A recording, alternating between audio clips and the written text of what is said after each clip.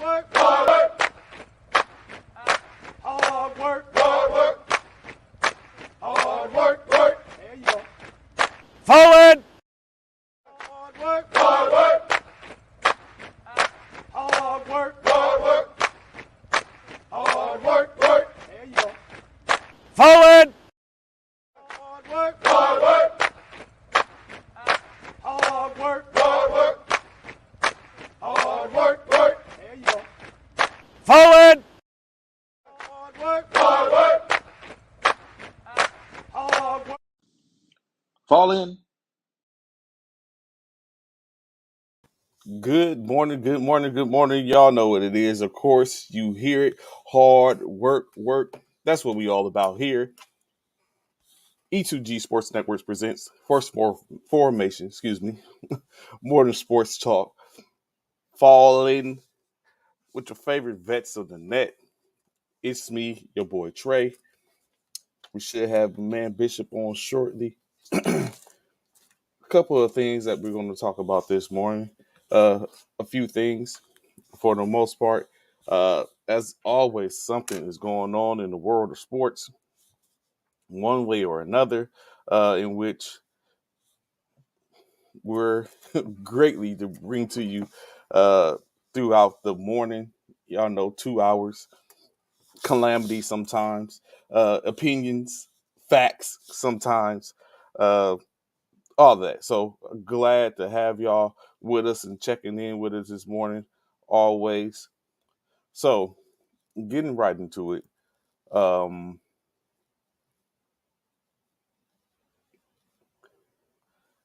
NBA, I say NBA conversation, NBA action, NBA action. Oh, first and foremost, again, I want to make sure I shout out a couple of individuals and some events that's going to be going on. If you're in or around the San Antonio area, be sure to check in, tap in the Joe Hall Classic. That's going to be a whole thing. Some of the top teams in the military basketball community are going to be there. The installations across the armed forces. So y'all know the armed service tournament just ended, in which the women and men, all Army teams, took home the gold. Air Force men and women took home the silver. I think there was a split between the Marines and Navy as far as the women and men's taking home that bronze medal. So those players play for some of these teams on their units, on the correction on their installations. So now they go from being one unit to going back to their respective installations to bring home the hardware for those installations. So be sure, if like I said, if you're in or around that area, to tap in and check that out. In the same breath, I just gave you what's going down for of course, this past weekend, where the men and women, hopefully I can get some of them coaches on tomorrow, in which I'm trying to do that. Of course, shout out to Mr. Dwayne Reed for tapping me into making sure that I get that done. As I said, we're all on the same wavelength. So trying to get that, see if we can get them on tomorrow. Additionally, a nice special guest. Always want to do what we do to allow the organization, people who don't at times have a platform or don't have a voice, or just to get some word out. So in or around, I'm in the Leesville area down here in Fort Polk, Louisiana. And so there's a couple of coaches in which we want to bring on tomorrow so they can talk about it as they get a chance to take some of the youth in the area to their first Super Bowl in this area. So, of course, we got that going on. So I'll afford them opportunity to speak on that. And maybe another guest, too. I want to see. I don't have to get with his father and see if he can come on. But we might have some additional. So always trying to do what we do and what we can, especially in or around when it comes to sports or service members in sports. That's what it's all about here, First Formation. But getting into it, like I said, NBA action last night. I believe it was 10 teams. Count them off 20 teams, 10 games in rotation. Let's go to the first one, which Bishop and myself talked about and brought up and said most likely was going to be the first game or what's going to be the best game of the night. Probably not, but in any case, the Atlanta Hawks hosted the Boston Celtics. It was the Celtics, the number one team in the East, handily took care of business, getting the W 126-101. The Celtics improved to 12-3 on the season. The Hawks dropped to 9-6. Leading scorers, 22 points from Jaylen Brown, 5 rebounds, 15 points apiece from Luke Cornett and Sam Hauser. Hauser with 6 rebounds, Cornett with 8 rebounds, 1 assist, 19.7 rebounds, 8 assists from Jason Tatum. Grant Williams contributed 18 points, 1 rebound, 1 assist. Al Horford, 7 rebounds, 11 assists, 11 rebounds, 4 assists. Derek White, 16 points, 5 rebounds, 10 assists. And that's kind of where it stopped there. Of course, Peyton Pritchard, 14 points, 3 rebounds, 4 assists, 2 rebounds, 1 assist from Blake Griffin. For the Hawks, Trae Young, 27.5 rebounds, 9 assists, nice, 1 assist short of a triple-double. 19 points, 3 rebounds, 5 assists for DeJounte Murray, 13 points, 4 rebounds for DeAndre Hunter, 12 points, 3 rebounds for John Collins, 7 points, 8 rebounds for Clint Capella, 7 points, 4 rebounds for Jalen Johnson. Aaron Holiday contributed 2 points, 2 rebounds, 2 points, 9 rebounds from Yika Agwanwu. And then lastly, AJ Griffin with 6 points, 3 rebounds, 1 assist. In the loss, as like I said, Atlanta Hawks fall to 9-6 on the year. I don't know how much premise we can put to this for the most part. When we take a look at this, just early in the season, I think there's really a 20-25 game period. We're coming across on that period, the first quarter, I guess you could say, of games in which we can say or kind of pull and see where these teams are or are not at that point. Of course, injuries tend to derail and make it hard to make assessments, but I think we're kind of starting to see what is going to look like. Of course, a lot of things could be done. There are going to be chemistries that's going to be kind of like thwarted or messed up because teams are going to start making moves and trades to get people off to be to trying to make their teams better. So, but at this point, we're starting to kind of see what the league is shaping up. But still, a lot of games to go, as it's an 82 game season, and they're just at 15 games for the most part. But it's going to be interesting, I'm sure. Other games played last night was another one and another one. The Toronto Raptors hosted the Miami Heat. Heat were able to put up a good fight, but could not get the win as the Raptors take it on their home court, 112-104. Toronto Raptors led by a 30-point outing from OG Anunoby, 32 points, 10 rebounds, 3 assists, 23 points, 8 rebounds, 8 assists, 1 rebound from Fred VanVleet, 19.6 rebounds, 6 assists from Scotty Barnes, last year's Rookie of the Year. Chris Boucher, 15 points, 10 rebounds, 1 assist, 5 points, 1 rebound, 1 assist from Delano Banton. Thaddeus Young, turning back the clock a little bit, 12 points, 8 rebounds, 2 assists. Contributions came from Kim Burch with 2 points, 1 rebound, 1 assist. Koloko, 4 rebounds, 4 points, 1 rebound, and Herman Gomez with 4 rebounds and 1 assist. For the Heat, it was led by a 20-point outing by Max Struss with 3 rebounds to go along with that. 13 points apiece from Jimmy Butler and Nikola Jovic. 13 points, 3 rebounds, 1 assist for Jovic. Butler with 13 points, 1 rebound, 5 assists. 14 points, 9 rebounds, and 3 assists from Caleb Martin. 19 points, 1 rebound, 2 assists from Kyle Lowry. Gabe Vincent contribute 16 points, 2 rebounds, 5 assists, 9 points from Dwayne Dedmon. And then you had Jamal Cain with 1 rebound, as well as Duncan Robinson, 3 rebounds, 3 assists on the night as the Heat fall to the Toronto Raptors 112 to 104.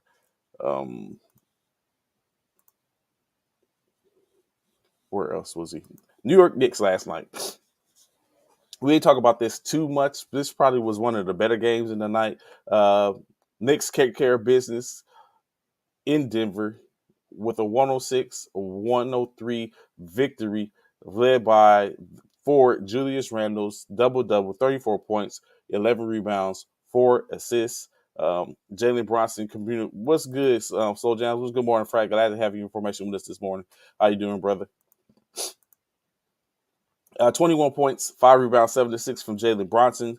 11 points, 3 rebounds, 2 assists, R.J. Barrett.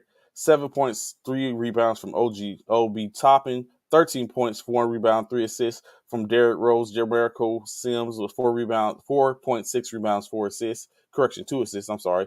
10 points, 3 rebounds from Cam Reddish. And then lastly, Isaiah Harrison with 3 rebounds for the Knicks. The Nuggets in the losing effort, although they had 6 players in double figures. Nashawn Bones Highland, high scorer, 21.7 rebounds, 2 assists, 13 points apiece from Kiki Naji, as well as Kentavious Caldwell's Pope, 3 rebounds and 1 rebound apiece. Jamal Murray, 21 points, 9 rebounds, 6 assists as he starts to get back into his form that he had before he went out with the injury during the 2019 season.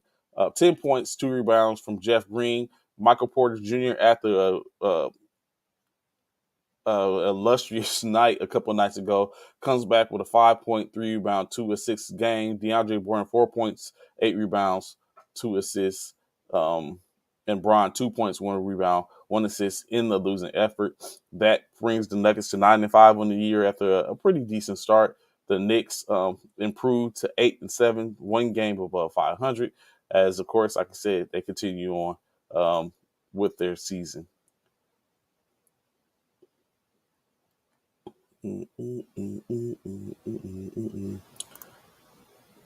Battle for Dallas, as we talked about it. The Dallas Mavericks hosted the cross-state rivals in the Houston Mavericks. Really wasn't a contest, I guess you could say. It wasn't a complete blowout, but Dallas did take care of business, winning 101. Correction, I stand corrected. Houston took care of business, winning 101-92. Houston, third win of the season. Dallas falls to 8-6, still above 500.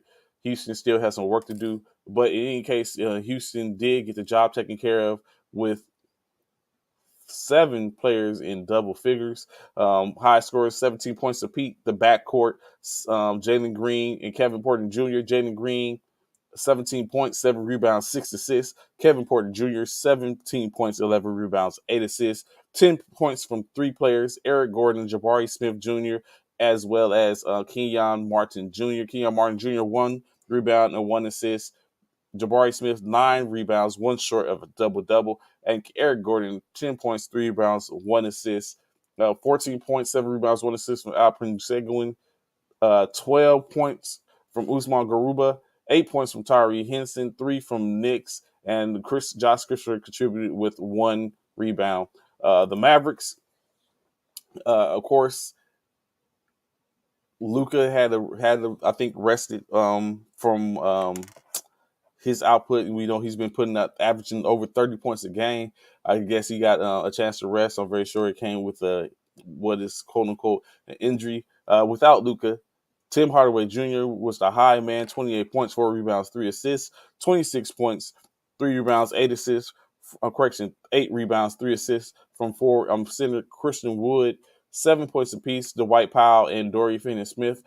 Dorian Finney-Smith with 8 rebounds. Dwight Powell with 5, 9 points, 2 rebounds, 10 assists for Spencer Dinwiddie. Josh Green contributed with 4 points, 5 rebounds. Campoza, 3 points, 2 rebounds, 5 assists. Bertrands with 3, points and Frank Talinka 5 points, 1 rebound in the losing effort for the Dallas Mavericks, taking the L 101 to 92. Uh, but they're still good. I think they're still in the top six as the West. If the league was to start, if the tournament, the in-play tournament was to start today, that's where they'll be at. Other games, some other games. We got plenty of other games. The Minnesota Timberwolves traveled over to Orlando to be hosted by the Magic, in which the Magic was hospitable, but was not able to get the win. Magic fall 108 to 126. Timberwolves led by two 30-point efforts, 35 points, 8 rebounds, 6 assists from Anthony Edwards, 30 points, 5 rebounds, 5 assists, Karl Anthony Towns, 16 points from Rudy Gobert, 8 rebounds and 1 assist, 10 points, 8 rebounds, 2 assists from Jaden McDaniel, 11 points from D'Angelo Russell. Kyle Anderson contributed 8 points, Jordan McLaughlin 9, Teron Prince 5 points. As like I said, the Timberwolves get the win. Orlando led by Bobo, 26 points, 12 rebounds, 1 assist, 23.6 rebounds, 6 assists from guard Jalen Suggs, 18.6 rebounds, 4 assists from Franz Wagner, Mo Bamba, as we know, 8 points, 10 rebounds, 2 assists, 3 points from Caleb Houston. Admiral Schofield contributed with 6. RJ Hampton, 4.6 points from Terrence Ross. And Juma Okeke, 5 points, 5 rebounds, 1 assist. But of course, that wasn't enough as the Orlando Magic fall to 78 on the season. 7-11. 4-11 on the season. The Minnesota Timberwolves 7-8, just one game under 500. It's funny how you look at all these teams in which we had greatly, like all the trades. Like when you take a look at these trades, right? Just a small break from these update recap. You take a look at these trades. Minnesota, first of blockbuster trades this season, bring Rudy Gobert into their organization. When you bring in a player, I guess you could say like Rudy Gobert, multiple time defensive player of the year of late, you don't, and you put them along who was your stars initially, you kind of don't expect to be 7-8 on the season. Of course, it always takes time, and I'm very sure that the time during the spring isn't enough time to get right, but you come forth expecting certain things, I'm sure. You see, sometimes it's instant or somewhat instant, but we're going to definitely get into it, talk about when you have teams like the Cleveland Cavaliers who added Donovan Mitchell, and then they come across and they come out hot.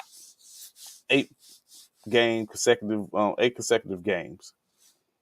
But then you have teams like Utah who depleted and removed almost every starter from their last year's season. I think the only people they didn't remove was because Jordan Clarkson was a 6-man candidate, so he played from the bench. Michael Conley Jr., he was the starting point guard. He's still there. I can't remember who else they didn't remember, who might have been their other starter. But Bogdanovich, gone. Oh, Ingles. Ingles is gone as well. Ingles was one of the first people to go. So they removed him. What's good, Frank? What's going on, Zach? Glad to have you information with us, brother. But they removed everybody. Basically, Donovan Mitchell gone, Rudy Gobert gone. I think they released a player. I can't remember his name at the time, but they released the backup center, backup power forward. Traded away Donovan Mitchell, Rudy Gobert, Bogdanovich, and Ingles. Got rid of them all. And you thought, okay, this is a tank. They after the Victor Wembanyama sweepstakes, but they've been doing pretty good. Although they have dropped a couple of games in the last couple of weeks, but for the most part, they came out hot. But of course, I believe just as people start hot, they can fizzle out a little bit. And it remains to be seen. But again, as we'll continue to say, until we get closer to the end of it, it's an 82-game season. It's a marathon, not a sprint. And unless you can sprint the distance, this is what you come up on. Uh, so even the teams that have turned it around became formidable. We still have more to see. Um,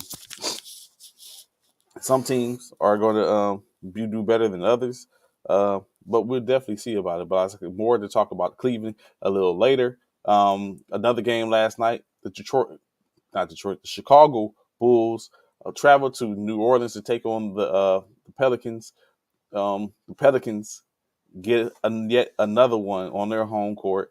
I just watched them play on Saturday when the Houston Rockets came to town, and they got a pretty good squad. Of course, there's some things here and there, but I think it just takes a little time to get used to certain aspects of the game, or certain aspects, of course.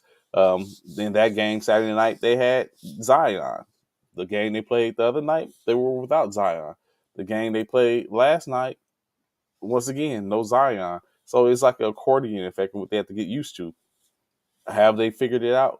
We have yet to see. But in any case, they did get a win last night, winning 121-110 on their home floor, improving to 9-6 on the year. I believe they're on a 3-game winning streak at this point. Uh, Pelicans led by a 23 outing from CJ McCollum. Yet again, he just dropped 30, I think 32 the other night. 4 rebounds, 8 assists, 19 points, 10 rebounds, 1 assist from Trey Murphy the third.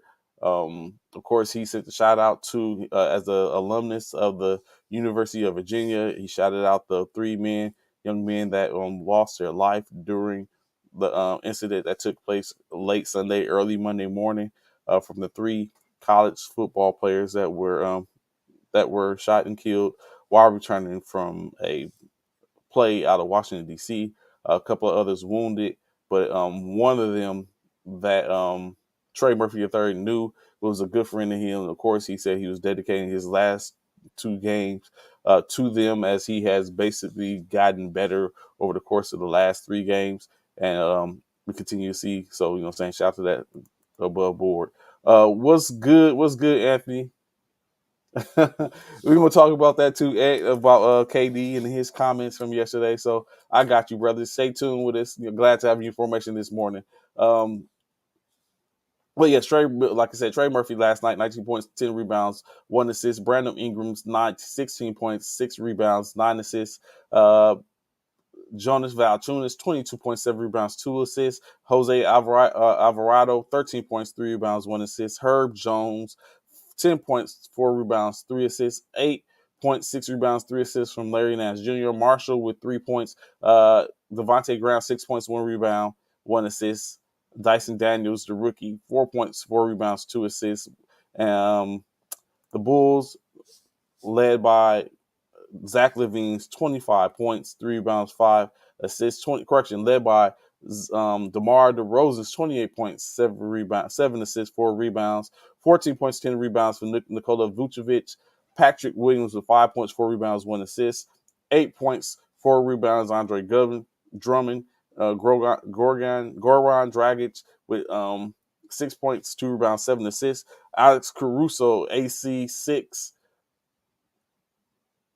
13 points, 2 rebounds, 2 assists. Dosunmu, 4 points, 3 rebounds, 1 assist. And Tony Bradley, Jonte Green, and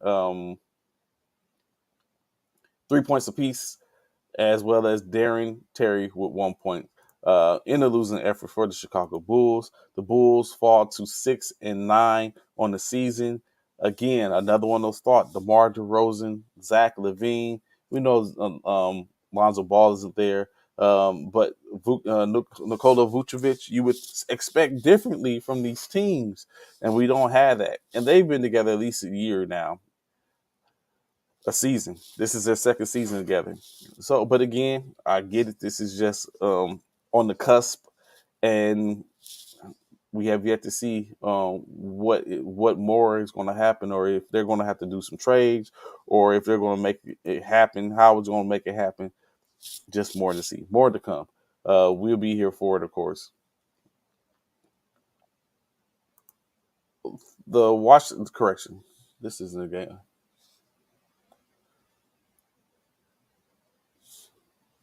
I'm sorry, I had seen something that struck me odd. But in any case, and it's not the score.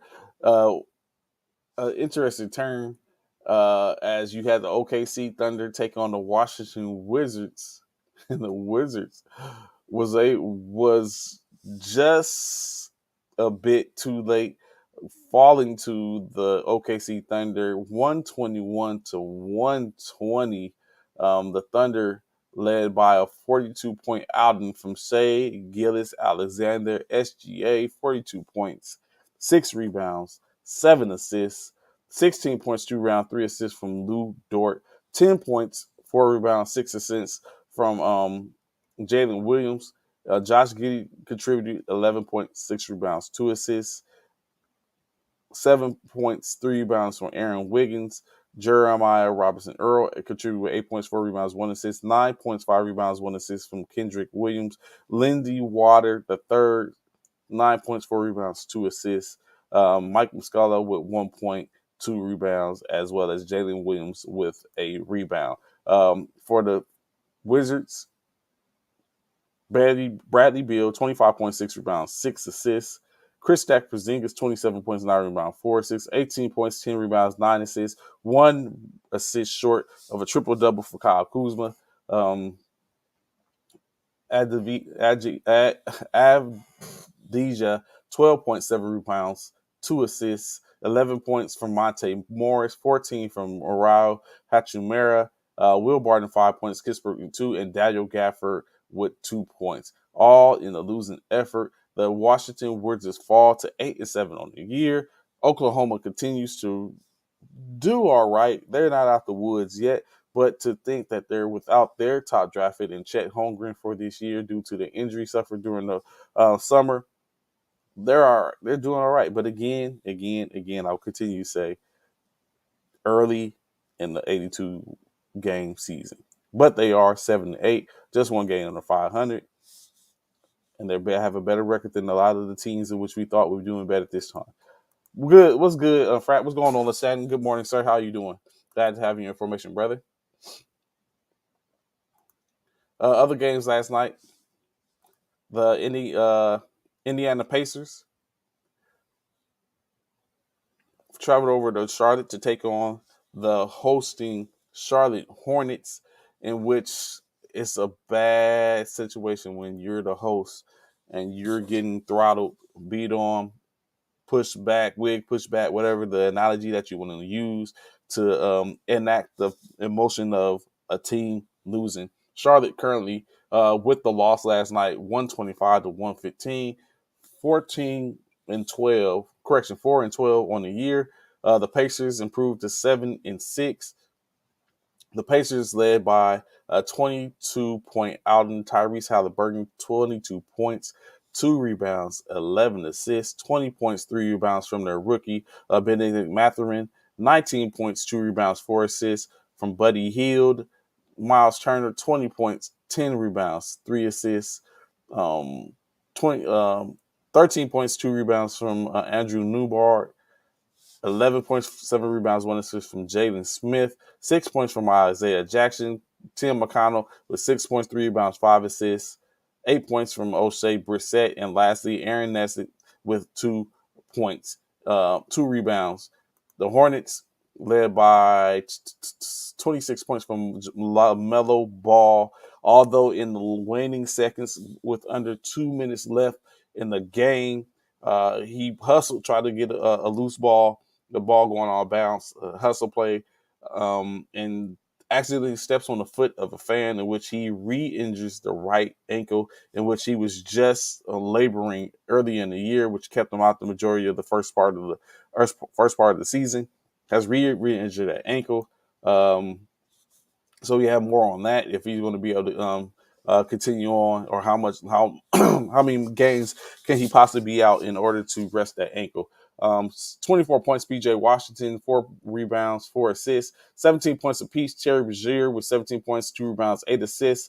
Kelly Oubre with the double-double, 17 points, 13 rebounds, 2 assists, 12 points, 10 rebounds, 3 assists from Mason Plumlee as he records another double-double. Theo Madelon, 7 points, 3 rebounds, 1 assist, 3 points, 4 rebounds, 4 assists from Jalen McDaniels. James Bouknight, 2 points, 1 rebound, 1 assist, 5 points, 5 rebounds from Nick Richards. And JT Thor contribute with 1 rebound, again, as the Charlotte Hornets take the loss, losing 113 to 125 on their home court, as well as potentially losing their star point guard for a couple of games. 1, 2, 3, 4.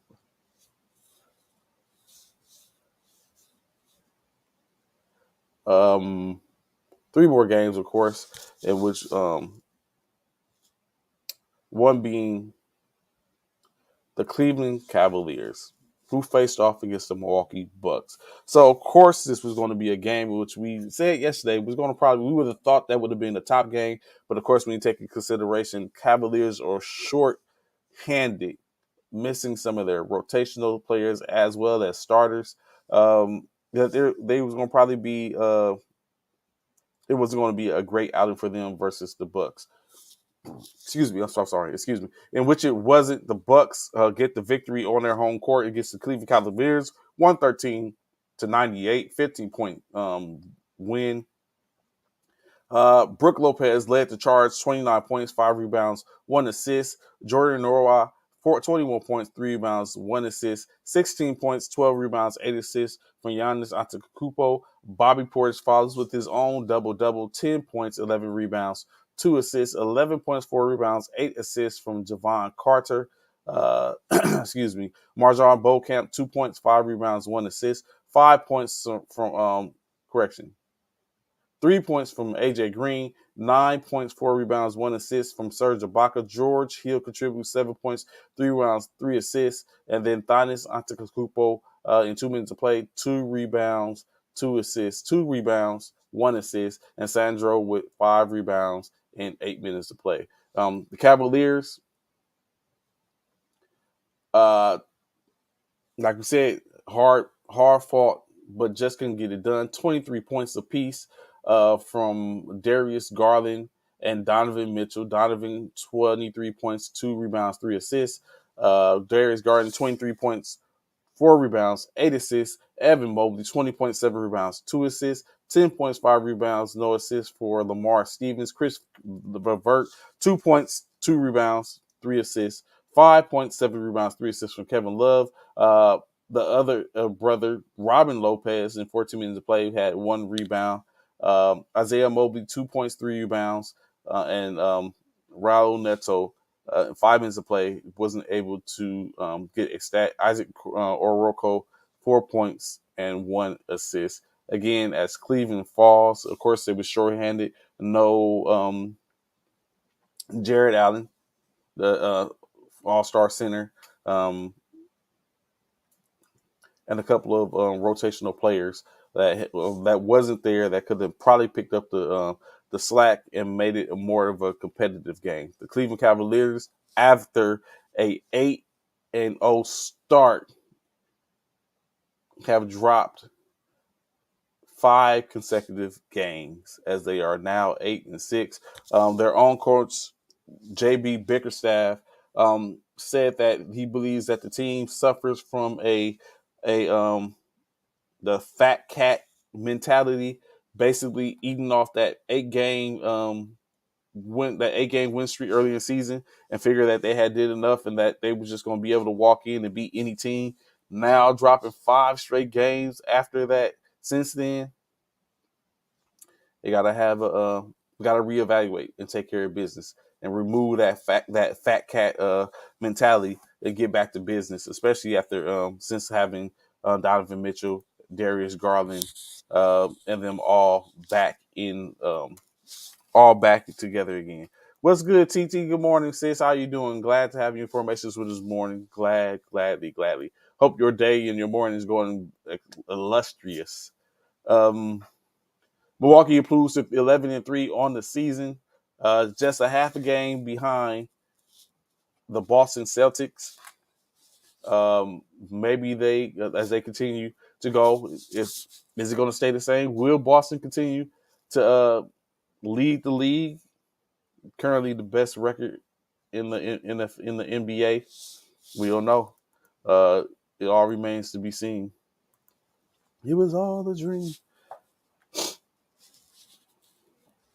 Another game, or last of the last games that took place last night, the Warriors, Golden State Warriors, traveled to Phoenix to take on the Phoenix Suns. The Phoenix Suns, with their own turmoil, it's like the teams that got the turmoil going on are the ones that are taking care of business. You got the Boston Celtics, who, of course, we had the situation with Emi Udoka, who he wasn't, he was suspended for the year due to violations of the team policy. Even with all their talent, we was like the thoughts were that you might have a little setback even after coming out the last year's NBA championship game. Although you were a gentleman swept, top team in the NBA currently. You got the the aforementioned Utah Jazz blown up, team basically blown up. Only a couple of players remain from their roster from last year, or even the roster that in which the 6 to 8 consecutive playoffs they've made, gone, removed. Expected them to be, for lack of a better words, trash. They're showing a whole different type of energy, and showing that they can be just as good with all those all-stars as they can without. Then, of course, the Phoenix Suns, they have their own situation where their owner putting up the team for sale, and having to go through all that, especially when you have the tropes and everything that was said to found to be to not be conducive to the respect of women in some races, racial slurs and epithets that was said by their own owner. So you would think that they would have or could have been in a little bit of flux. They come out scorching and hot. And it didn't change, like you said, as the Warriors traveled to Phoenix and took them on. Phoenix gets the win 130 to 119 on their own on their own court, led by led by Cameron Payne's 29 points, 3 rebounds, 7 assists. Devin Booker contributed 27 points, 27 points, 2 rebounds, 9 assists. 23 points, 9 rebounds, 9 assists from Kyle Bridges, 1 rebound, 1 assist from a double-double. Torrey Craig, 13 points, 10 rebounds, 2 assists. He gets a double-double himself. Macau, 1 rebound, 1 assist from a triple-double. Damian Lee, 9 points, 8 rebounds. Jock Landale, 7 points, 4 rebounds, 5 points, 2 rebounds, 2 assists from Dwayne Washington.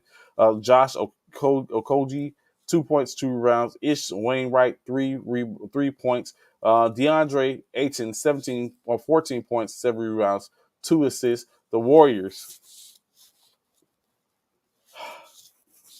The Warriors. Let me paint a picture right quick, right? We was just talking about how Boston, Cleveland. Correction, we talked about Cleveland earlier, which is more what this vein in which the Warriors that we're going to talk about fits into. The Warriors, last year's NBA champions, 4 NBA championships in the course of 6 years. Our current modern dynasty, the Warriors, don't want to come out and play, evidently. Another losing effort. What makes this worse is they had the losing effort when their all-star, NBA all-pro guard, Steph Curry, drops his 11th 50-point game, 9 rebounds, 6 assists to go along, and they couldn't get the job taken care of. Matter of fact, they lose in double digits, losing by 11 points. So Curry's had, like you said, 11 50-point games. In those 11 50-point games, he has only lost 4 times, right? One of those 4 times in which he's lost, which is last night, he's lost in double digits. Let's let that marinate for a second. Other scores, of course, Klay Thompson's 19 points, 5 rebounds, 2 assists was the next closest. 14 points, 2 rebounds, 1 assist from Andrew Wiggins. 7.7 rebounds, 1 assist, Anthony Lamb. Draymond Green, 9 points, 2 rebounds, 8 assists. 10 points, 8 rebounds, 2 assists from Kevin Looney. 2 points, 2 rebounds, Jamichael Green, Moses Moody, 1 point. Devontae DiVincenzo, 6 points, 2 rebounds, 2 assists. Jordan Poole, 2 points, 2 rebounds, 8 assists. Again, they fall to the Suns. So additionally, some things that was taken into consideration, in which what Steve Kerr spoke about, is that, and then not to mention, this is their 8th consecutive road loss. 8th consecutive road loss.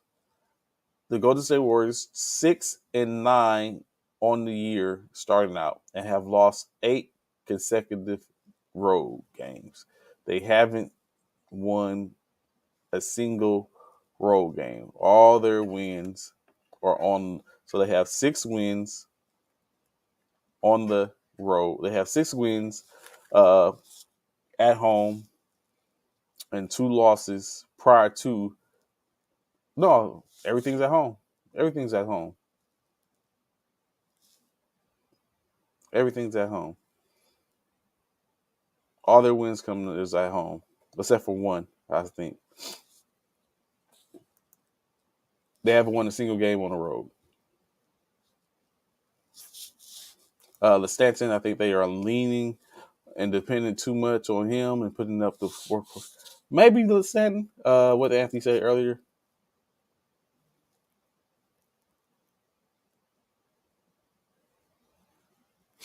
I think it's the last time we see them together, regardless, Anthony. I honestly believe that even Klay or Draymond is going to be gone.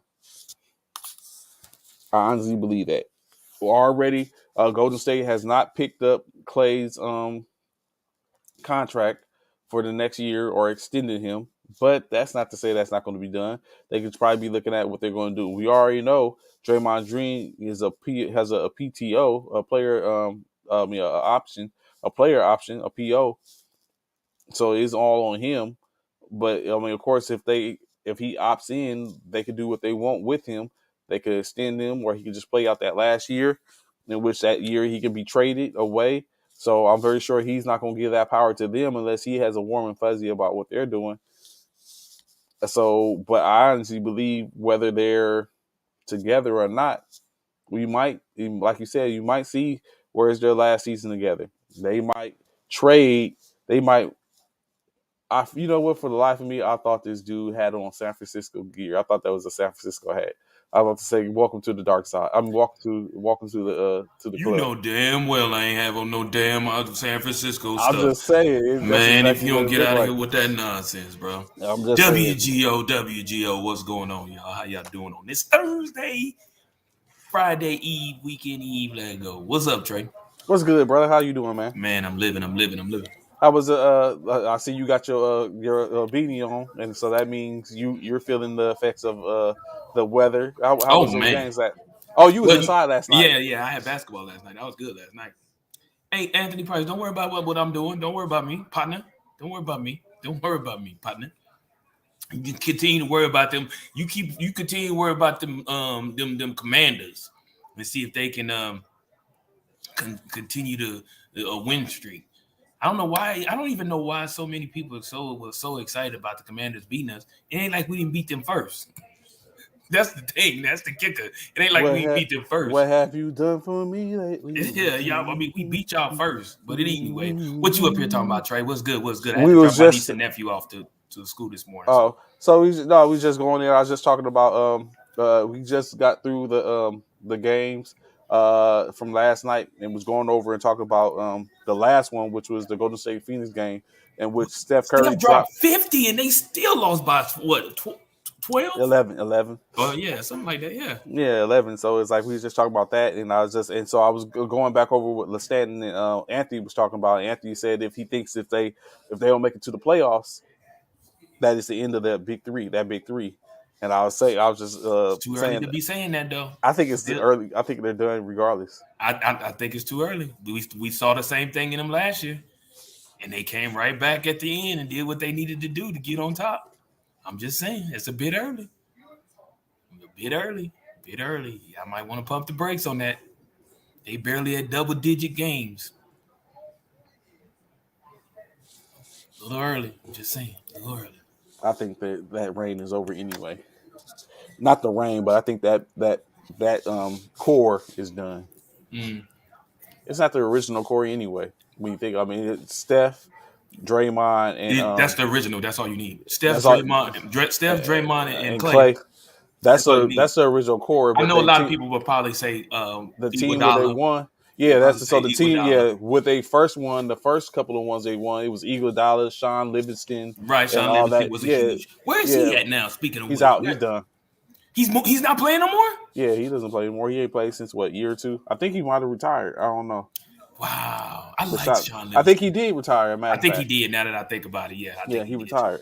I like Sean Livingston, man. I did. I like Sean Livingston. He was a highly touted player. One of the high school straight to the pros player, and then he had that horrific injury in when he played for the Clippers, and then he was kind of out, and then they ran it back. So it's a new big three. With I don't think it's a new big three with Curry, but I think that's Curry, Poole, and Wiggins. But I do think for the most part, I would think that they're seeing Poole as a better option than Clay going forth, being at Clay's age and his injuries and stuff like that. That he's not the same Klay Thompson that they had, the same one, and they're probably willing to give him up to get something in return, and insert Poole as that too. And then of course Wiggins is doing what he's a number one. He was a number one draft pick. Yeah. So, facts. Yeah, you could say it's a new big three. You putting Curry, Poole, and Wiggins together, so that means Draymond out of there. That means Clay up out of there. I think that's happening anyway. I think Draymond's going to go ahead to greener pasture somewhere else for his own because he has a player option, and I think they're going to probably, like I said, trade away Klay Thompson to get some better or not re-sign him so his contract expires and get and use that money to bring in a top tier name to play along Steph Curry. Because Curry isn't like Jordan or Kobe. I think people want to play with Curry. Everybody wants to play with Curry. I don't think there's a person in the NBA who wouldn't want to play with Curry. Curry is the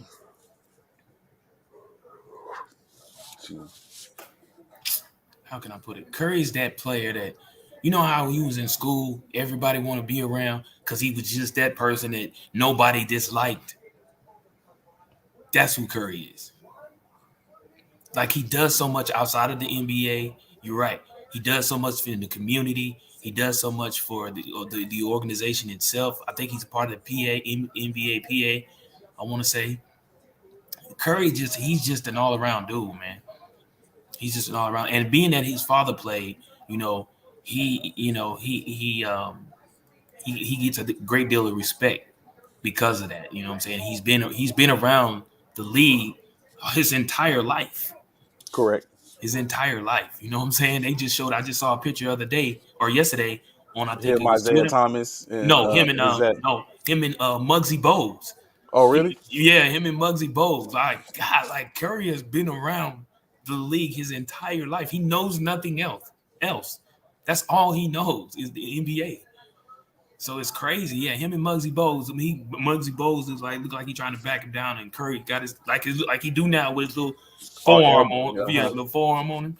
Like, it's crazy, man. He's just been around, and I think because of that, it's kind of made him the person in which he is today. In my personal opinion, I feel like that's what made Curry who he is. So, I don't think there's a player in the league who wouldn't want to play with Curry. I don't think there's a person in the league who wouldn't. I feel like that about him. I feel like that about Giannis. I feel like that about what's his name that just went to the Pelicans, McCollum. I feel like that about McCollum. There's certain players. I feel like that about Booker. I feel like that about Tatum. I feel like there's certain people out there in the league who just has that aura about them where people just vibe with them. LeBron wanted to play with Curry. Like I said, who doesn't? You see, KD went over there. LeBron was trying to lobby Curry to come over to the Lakers, which wasn't going to happen. I don't know why he tried that. But yeah, LeBron wanted to play with him. You know what I'm saying? Who doesn't want to play with Curry? I want to play with him, and I don't even play basketball like that. I want to play with him. I don't even play ball like that. So, you're all facts in what you state, and Right. I see no lies in all of it. So, I can completely. Don't you want to play with him too? No. Somebody told me of course you don't, because he's not from the Lakers. I can't. The hate is real. No. Y'all see that? Y'all see that, everybody? But I bet you want to play with LeBron, though, huh? No. Oh, you don't want to play with LeBron either? Oh, wow. I know you don't want to play with AD. You want to play with Harden. That's what it is. Not Harden. Westbrook. Yeah, I figured that. California guy, Inglewood stand up. We know. No, it's definitely not an Inglewood stand up. No. Don't you talk about Bruno. Don't talk about Inglewood. No. That is not. That is not the business at all. What's good, Randall? How you doing, bro? What's up, Randall? What's up, Goat James? No. Congratulations on your gold in the All Army. I'll be correction. The World All Service Tournament, All Armies. Mad shouts out to you, bro. Mad shouts out to you. So I will be at that game tomorrow, though. Are you on? Oh yeah, that's when you get off. I gotta sit up and tell you the information I was gonna tell you. Okay, yesterday. yeah. Oh well, you also seen what? Yes, sir. Yes, sir. You also seen the chat that I added you in this morning. Oh no, I haven't seen anything this morning. Yeah, so on Messenger. Let me look. Yeah. No, I haven't seen anything. But yeah, you see that what you're trying to get. So of course, like continuing on a couple other things. So I do with probably one that's so the Los Angeles Lakers, prior to beating the Brooklyn Nets on Sunday, had a meeting. They decided to have yet another meeting. With yet another meeting. It's like how many damn meetings go? Y'all gonna have that part? It's like 12 games in the season. I know, like what is y'all meeting so damn much for? Come on, but yet they had yet another meeting, of course, in which AD is always they talk about AD, or maybe AD is the main one that's getting caught up. But it's like so. But I did see this. So maybe this meeting was this a players meeting or was it a team meeting? It was a team meeting. It was everybody. Okay. So it was a meeting in which they talked about. They basically said they aired some stuff out. Anthony Davis called it the air out meeting.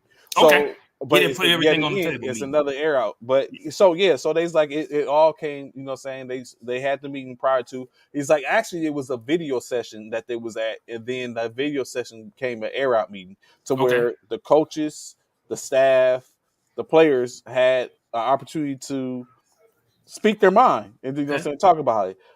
There was some applause to LeBron James. Patrick Beverly applauded LeBron James because he said he sees that he's a true leader, to where he said some things to players and spoke to them, but he said it wasn't a criticism type thing. It was, and the players received it. Anthony Davis came back and said, "You would not believe who has been the hardest person to take advice from this season so far." The hardest. Anthony Davis said, "You would not believe who." Yeah, would be the hardest person and so think who that player is. Who everyone on the Lakers. Who has been the hardest to sit up and receive his advice from because of the type of person he is. Probably Westbrook. Patrick Beverly. I can see that. He I said can see Patrick that. Beverly. He's like he has been the hardest. He's like I can he see has that. his personality has been the hardest to get used to. But he said it until Patrick Beverly gave him said something to him. He's like it kind of stuck. He's like basically Patrick Beverly came out and said that if I'm screaming I love you, you're not going to have a problem with that. He's like, so why have a problem when I'm giving you corrective criticism? Even though I'm scooting. So now Anthony Mm. Davis is trying to be that vessel to sit up and get players to realize like don't listen to his message, not his deliverance. Because evidently the deliverance is what's throwing people off because he yells and he screams. And so I guess when he's talking, That's Patrick Beverly's. Yeah, exactly. That's it. that's his But you know how we get that's into it, his you know, that's but how you he know, comes over or come yeah, across. but you know, there's always something because I know it's been me a few times. Like I don't give a damn. That don't make it just because it's him. Don't make it right. But you know, say again, that comes down to what Anthony Davis is saying. It's Pat, and this is how Pat comes across. And if you hear the message as opposed to how he delivers, then you will be able to receive it. But of course, if you close off because he's yelling at you and you close off, then you're not going to get the message. And now that's where we have a problem at. So he said, AD can't So do talk. you agree with him?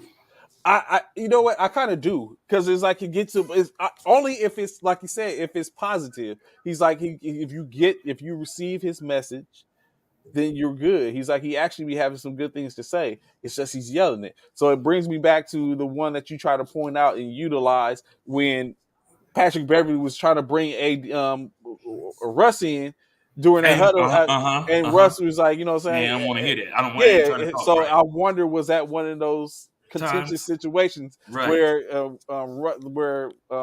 Beverly had said something and AD is like closed off. I don't want to hear it. You know what I'm saying? I ain't got no, bro. Go ahead. Y'all do what y'all do. So you know what I'm saying? One But of those things. but see, this is the thing though, Trey. So I don't think in that situation in which we was talking about when they was on the court, I don't think he'd be. I don't see Patrick Beverly yelling on the court. I don't see him It's using off. that type You of would think it would be practice in the locker practice in the room, the locker room sideline. after practice, something like that. I don't see that happening on the court because ain't nobody gonna allow you to yell at them on the court because 9 times out of 10 it's gonna cause controversy. So I don't think that would have been the case. But I get it. AD, some people, we know as former NCOs, senior NCOs at that, we're used to, some people use. Well, I will say this. Let me say it like this first, because I will say this. Knowing Trey I as long just as I, talked about this. I just talked about this last night. But go ahead. as long as I've known Trey for years. I've never seen Trey yell. Even when we was in the military, even when we was in uniform, I never ever really heard Trey raise his voice during our military career, and we worked together for a minute. And he definitely had to discipline some soldiers, but I never heard him raise his voice. However, Ooh, Jesus. for me, it's different. I've had to raise my voice. You know what I'm saying? I've had to, put some inflection in my voice, because of certain individuals, because of course, certain, we all know, and I don't know if Trey agrees to this or not, but anybody can chime in when in regards to the military. We all know each individual person, soldier, whether it's male or female, you have to use a different tactic. Some people you Yeah. can just talk to get over through them what you want them to do. Other people, just talking to them in a normal voice doesn't work with them. Sometimes you have to use inflection in your voice to get them to understand the importance of what it is you're trying to get them to do, and to understand that there's very there's what you want them to do has priority. And I need you to do this now, not when you want to do it. I need you to do it now because this is what I asked you to do. Others, you can just say, "Hey, man, hey, can you, specialist such and such, can you, specialist la, can you go over here and do this? Too easy, Sarge. I got you. Well, specialist, can you go do this? Why, Sarge? What do you mean, why? What do you mean, why? It's not a conversation to be back and forth, back and forth, back and forth.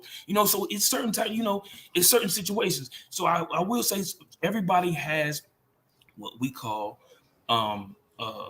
leadership styles and ways to come over on how with certain individuals. You just have to be able to differentiate the two individuals. You got to know your soldiers. In other words, you I know ask who you you can this. talk to and who you have to kind of like I ask you really this. go into That with. it being said, I ask you this question.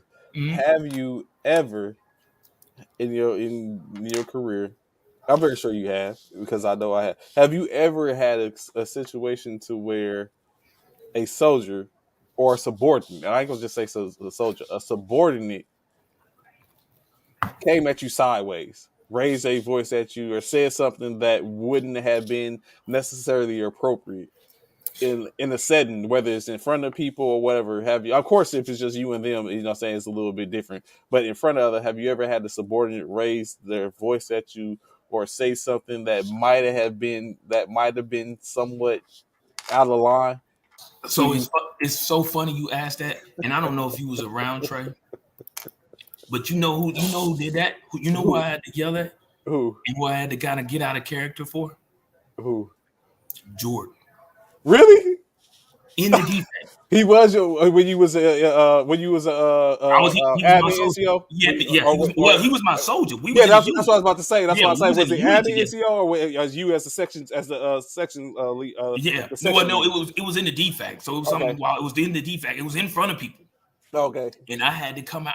I had to get out of character with Jordan. And of all people, and I would have never thought I would have had to get out of character. So yeah, with Jordan, he was one. He was one. And I thought I would never have to do that, bro. I promise I thought I would never have to do So that. then the next question I was going to ask you is, when it happened, what was your reaction? Like, did you go in, or did you kind of like go off to the side and holler at them, No, I or went off right there in front of everybody? everybody. And I admit it, I was wrong. You know what I'm saying? I was wrong, but I was so caught up in the moment and That trying to he had basically tried you. yeah. That was the biggest thing. Like that was the biggest thing is the fact that he had tried me in front of so many people, and that man that irked me, and I went off. I went off, and you know it. I mean, hindsight 2020. I wish I had handled it a different way back then. But we figured it out. We squashed it and got past it and whatever. However, but See, yeah, it Anthony was Jordan. Price. He said he was the type of person. I'm that type of person. Can you do this? Why? You need it done now, or can it wait till later? No, it can't wait till later. See, Anthony, in the military, that's not how that works. That's not how that works, bro. That's not how that works. When you tell somebody or ask somebody to do something,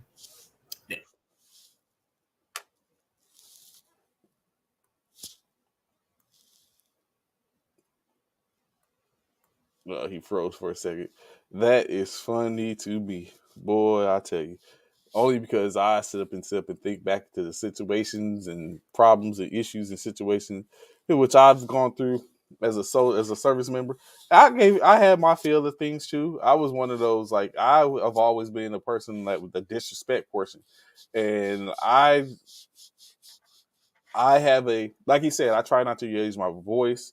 I try to be even keel, and it was plenty of situations in which it was so that's you had froze up the whole time. You was froze up. yeah, I know. My internet dropped. It keeps Okay. dropping. I think I gotta reset my router. It's been doing that for the past couple of days. Oh I yeah. don't know why. That's So why I was just getting ready to say I'll be that person that sometimes that has to be. But you know what? Every time I'm gonna say this, right? And I don't know if y'all can call it BS or what. I would say this: I have never. Times have changed early. I have never. They have. Tell you, they have. The I army. have The never. military I changes. have never been one to disrespect a superior unless they cross me. You know what? I have never either. I have never disrespected my senior or anyone above me in any way, form, or fashion. I've never done that. I'm not gonna say I haven't, but it always had to be a cross. I You know don't what I'm think saying? I don't think they've ever disrespected me. I don't think I've had a senior ever disrespect me, so I've never had to. I understand where you coming from and saying that they tried you, so you had they to. tried me, so I had to. Like Right. I had, like I said, we had the situation with Sergeant Rogers in which I was about to bust Yeah, I his remember ass that in front one. of everybody in that. I remember that one. It was very I close. remember that one. I was like, you know what I'm saying? I think I was praying the whole time in my Yeah. head. I was like, you know what I'm saying? If he touched this table, it was over. But I remember that so one. I had that situation.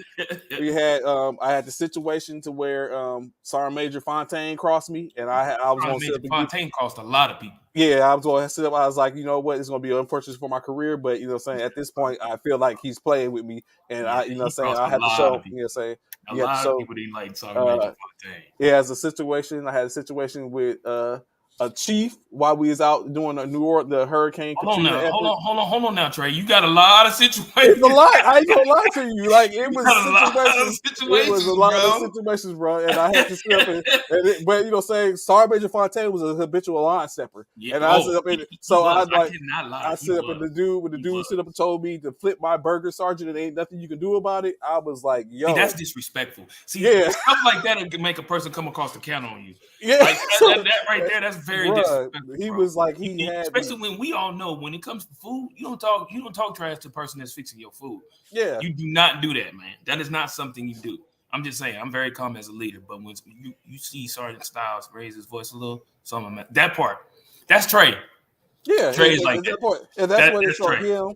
Who That's else? Trey. I had multiple situations with Sergeant Major Fontaine. We I'm had one sure. time in DFAC. He I'm came sure. in, the sausage in the oven, and He he's like, got me Sergeant, one where's the time. sausage? I think Where's it the was for the sausage? grits. I think he got me for the grits because you know he was a big grit eater. Yeah.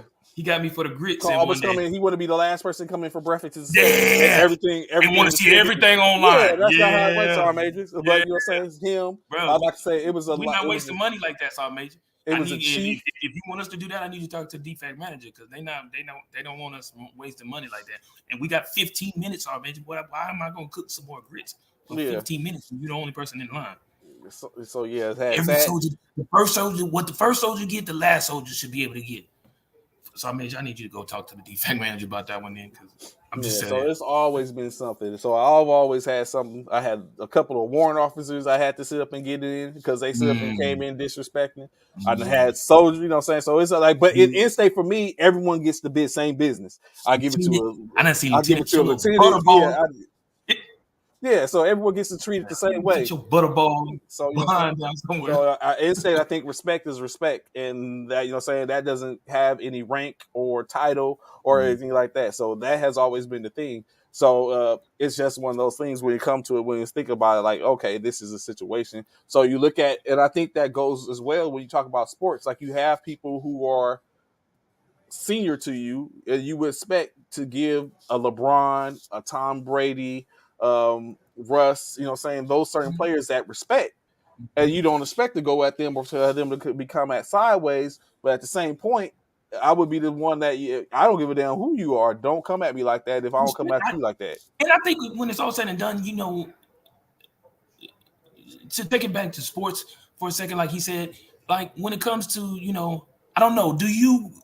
Okay, we all know we all grown adults. Mm-hmm. We're adults, so we don't expect nobody to be able to about talk. Who you talking to? Yeah, we don't expect nobody to talk crazy to us because we're adults. No matter what type of situation we're in, we're adults. So you should talk to one another accordingly. So when it comes to the Patrick Beverly situation, I could see Westbrook not wanting to engage into a conversation with Patrick Beverly. Patrick Beverly, I don't know if y'all watched him. Like he's been on First Take, he's been on a few shows on these basketball analyst shows and stuff like that and talk. And he's very boisterous. He's gonna speak his mind. He's gonna tell you how he feels. And you have those individuals who are like that. And then you have those individuals that are more subtle and kind of laid back and don't really do a whole lot of talking, like a McCollum or somebody like a Curry, you know what I'm saying? Things like that. But when it's all said and done, it's all about respect. Like Trey said, when it comes down to it, you respect me, I respect you. When you get out of line, I'm gonna get out of line. I'm gonna act total ignorant if you try to act ignorant. You know, your energy is gonna determine my energy and how you bring it. So with the Patrick Beverly thing and AD is not a person. He's kind of laid back too. I've never seen AD be that type of boisterous type of person. You know, he's a very laid back. He's kind of laid back, somewhat probably like LeBron.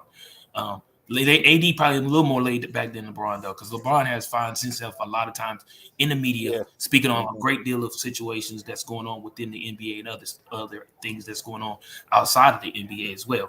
But Patrick Beverly is that boisterous type person, and myself and I'm sure Trey knows, we've had soldiers that we know in the DFAC that if something go down, it's a certain individual, specialist, PFC, private, who gonna be like, wait, Saad, hold on, Saad. Like, no, I need you. Yeah. You have to address them first before you even look. It's almost like when I'm about to brief y'all. You gotta punch the biggest. You gotta punch the biggest one in the mouth first. Everyone get it out the way.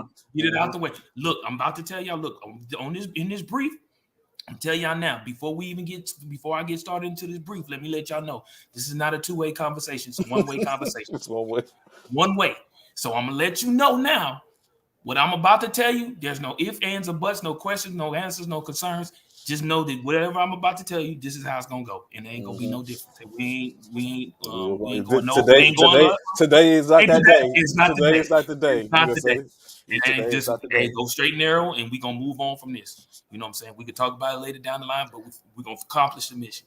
And that's just what it is. And what's funny is saying that is, the person which we're talking about, or the type of people we're talking about now, is a person I wasn't no way. Saying it really took me going into service and becoming an NCO in a sense for it to come. No, it took me going to service because it all started in basic training, having to sit up and check some people, in certain different talks to different people, different walks of life. So it all started there and then it just trickled down. And then so it became a point to where it's like, nah, so it is somewhat of a upbringing.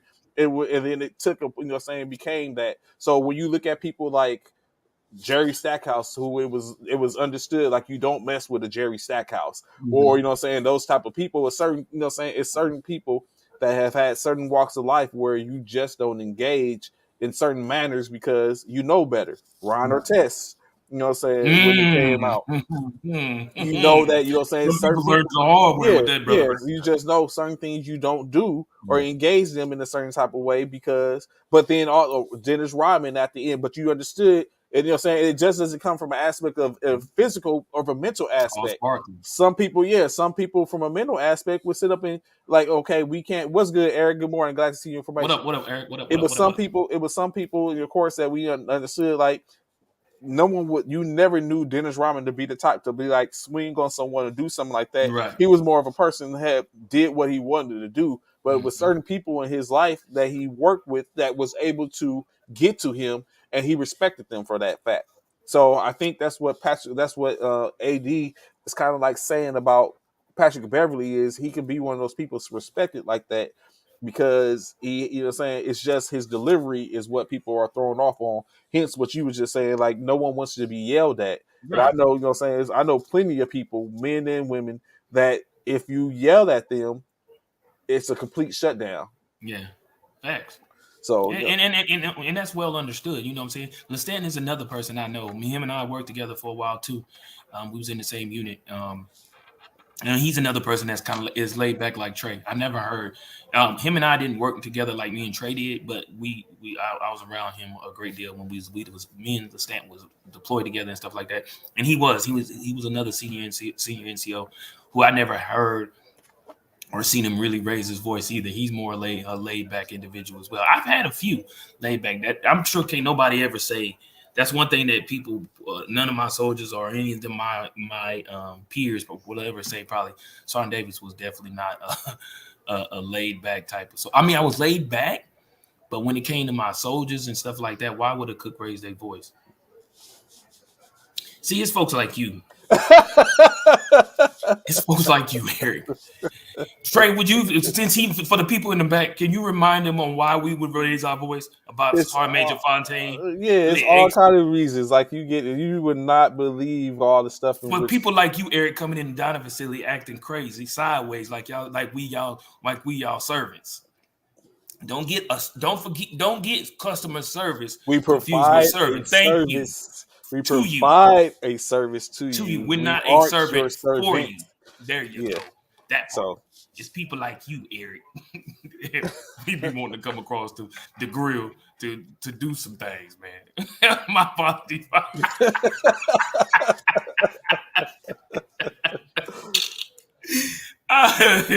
Yeah, man. Y'all would not be able to fathom the stuff myself and Trey has had to go through because of customer service in our MOS, man. Y'all would not be able to fathom, man. We've had it's an experience. It's definitely an experience. Other MOS, I'm not knocking nobody else's MOS, Make but sure however, it was to be a food service man is something totally different, bro. It's a different animal. I'm just gonna be, and that's why, for the most part, for those that know or don't, for those that don't know, should I say, that's why the dining facility personnel was such a tight knit family. That's why we was tight. I personally agree. I personally feel, and I will argue this with anybody. No one was tighter knit family than DFAC personnel. You can't be. You can't be because a lot of, if you wasn't in customer service, first of all, you don't even understand what we had to deal with. If you're not customer service, you really don't understand, in my opinion. that definitely. So you talking about finance? You talk about human Mm-hmm. resources, Mm-hmm. food service. What's good, Wayne? What's going on, Mr. Brother? Mailroom. What Yeah, up? What up? What all up? that type of stuff. HR, all Anybody that type dealing of stuff. HR? Anybody dealing with customer service that's got to deal with people outside their MOS, as well Probably as their own MOS? Jag, yeah. Jag, all of them. It's a whole different customer service is a total different animal, man. Total different animal. Total different. So yeah. So with the last one in the NBA, and then we'll continue. We'll move on into the NFL because there was a lot there, a lot of movement and player personnel stuff. So of course, we know Kyrie Irving's going to miss his 8th game tonight due to the suspension and the prerequisites in which he needs to Brooklyn. But there's an optimum possibility that he is going to be back Sunday to play. So, of course, what has happened so far So is is they're that trying. saying he gonna be able done all his things by Sunday? And that's what I was just about to say. So, supposedly he's done a few. I think what they're Oh, trying to okay. do is they're trying to come together and figure out, okay, maybe the list was too much. Let's find an even ground. I don't think they're going to. So he's met with Commissioner Silver and his owner Joe Tsai already. He's done that, in which they both said they don't believe him to be anti-Semitic. They said they don't believe that he has an anti-Semitic bone in his body. But what they're trying to get him to do is realize and teach him that how to utilize his voice and realize and have an understanding of what he says and what he does can be seen in certain lights. It can be taken out of context and be basically utilized for anything. So that's, I think, so what they're trying to do now is they're trying to find ways outside of that prerequisite list that are more conducive to getting him to take care of what he needs to. So of course, I'm very sure he's still gonna have to do an apology. Um, I think they're still going to want him to meet with the ADL and leaders in the Jewish communities, as well as probably still go back, because he did donate $500,000. He What's did. good? What's What's good, up, Coach Coach? Uriah? What's up? So he did donate $500,000, but the ADL basically returned to say he wasn't. They didn't believe it was heartfelt. It was genuine. It was just basically something. He just basically donated it as a like a hush thing, and so that's going to be. Nah, but Kyrie gives back, man. Yeah, he does, and that's Kyrie yeah. gives back a If you lot. know him and you peep him or Yeah, follow if him, you he does pay do pay that. Yeah, attention to Kyrie, he has gives no back a quarrels lot. with spending his I money mean, at he all. don't on good too. Yeah, yeah. Like he ain't he ain't out just doing some stuff. He ain't doing it just to be doing it. He's doing it because he's trying to really make a difference. So of course they have that. So he might be, like I said, he might be back Sunday, which is going to come. It's not going to come soon enough, because if you heard the ranting that KD did the other day, currently you look at it, the team is 4-3 without Kyrie Irving, and they play tonight. They have a game tonight against I forgot who it was against. It's a game they have tonight. So it'd be his 8th game which he missed. The team is Jesus. like I said, the team is 4-3 without him. Additionally, they are 6-9 overall. So you got to think he's only been out 8 games. He already played 15 games, so 7 of the games wasn't too good either. Um, the worst, of course, came with 153 to 121 loss to the Sacramento Kings that just happened Tuesday night. And so even after that game is where the comment come in from Kevin Durant, to where he basically said, "Look at our starting lineup: That Edmund part. Sumner, Royce Neal, Joe Harris, Nick Claxton, and me." Is not disrespect to any of those players, but what are you expecting from that group? You expect us to win just because I'm out there?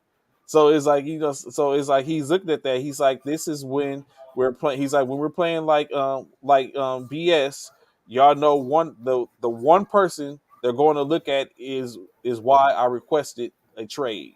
So now he's looking at it like, y'all basically putting all the angst on me. Y'all want me to do it all. And I'm glad he's doing that, man. I'm glad he's doing that, because this makes the front office need to make a decision.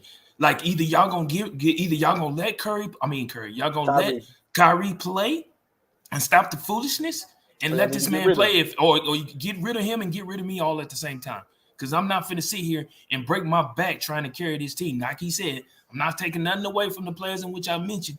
I'm not being disrespectful in no way, form, or facet. But compared to what I'm playing against, or we're playing against, there's no way I can take this team and get wins with the caliber of players in which we have on the court. So again, you're right. That's a good. So, but so look, as we read Coach Rod's comment, but we just had a conversation where we were talking about how people come across. How does that come across? How would that come across to you as a player if you hear that and saying, just because you say no disrespect, that doesn't remove the fact that you said it at that point? It's like, saying, like, when you call me a scrub, saying, is that what you're sitting up and telling to me? Or but I don't look at it like that, Trey. Because think about it. Let's put it in our realm, Trey. Mm-hmm. Flag football, mm-hmm. Right? We knew we had all these players on our team, defect team, but we knew some were just position holders. They was on the field to be a position, to be able to fill the roster, and to be able to have the amount of people in which you're supposed to have on the field. Mm-hmm. We knew that. Don't get me wrong; they could contribute, whether it was deep. We knew Rodney Jordan was good, wasn't finna catch nothing. The boy had brick hands. He could not catch the ball to save his life. But However, he could chase down a quarterback. That part, we knew Rodney wasn't there for offense. Now, we shorthanded, we got to put him on offensive line, offense, wide receiver, whatever. He used to snap the ball. He used to be center too sometimes. Mm-hmm. We could do that. Don't look at it. He's your last option to throw the ball to, though. Don't throw the ball to Rodney. Oh, it's like, just sack me. Can I just don't put too much on it? Like, Rodney, turn around so I can throw it off your back and catch it. Damn it, Rodney. But Sergeant Jordan, come on, man, catch the ball. And I feel like that's what KD is doing as well, man. I feel like KD, he's not being disrespectful. He's just saying, man, come on, man. I'm going up against LeBron, AD, Patrick Beverly, and damn Westbrook, and you want me to win with these guys right here, bro? Come on, man. I'm going up against Middleton and Greek freaking on. Come on, man. Give me something to work with, bro. Give me something to work with. I'm not saying that they can't become great players. Coach Ryan's statement, when someone says no disrespect, you already know the most disrespectful out of pocket words are coming. It's coming. You do know, but you're trying to say things. You don't want to go in the locker room today because he's going in the locker room later on tonight for this game. You don't want no hostile environment. You don't need that hostility going into this game. You sideways, like, yo, right? Because when he walk in, they're gonna be like, this.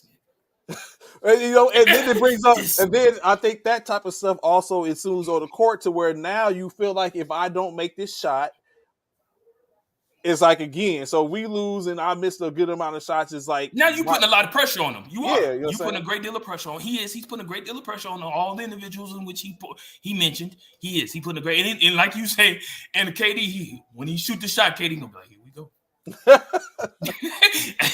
And if I was KD, I would probably be like, when he shoot the shot and he miss, I look right over at the up in the booth or wherever the owners in the wherever. Yeah, I'm looking at them.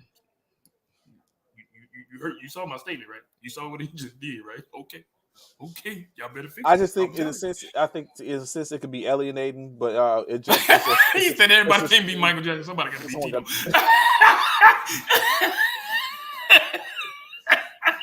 That part, man. That part. Mike had to go off on his own and be Mike, man. I The remember- Jackson 5 was good, but he was like, man, look, Tito, Marlon, Jermaine, look, hey, I remember- I'm tired of dancing, doing the robot every night, and y'all sitting there. dancing.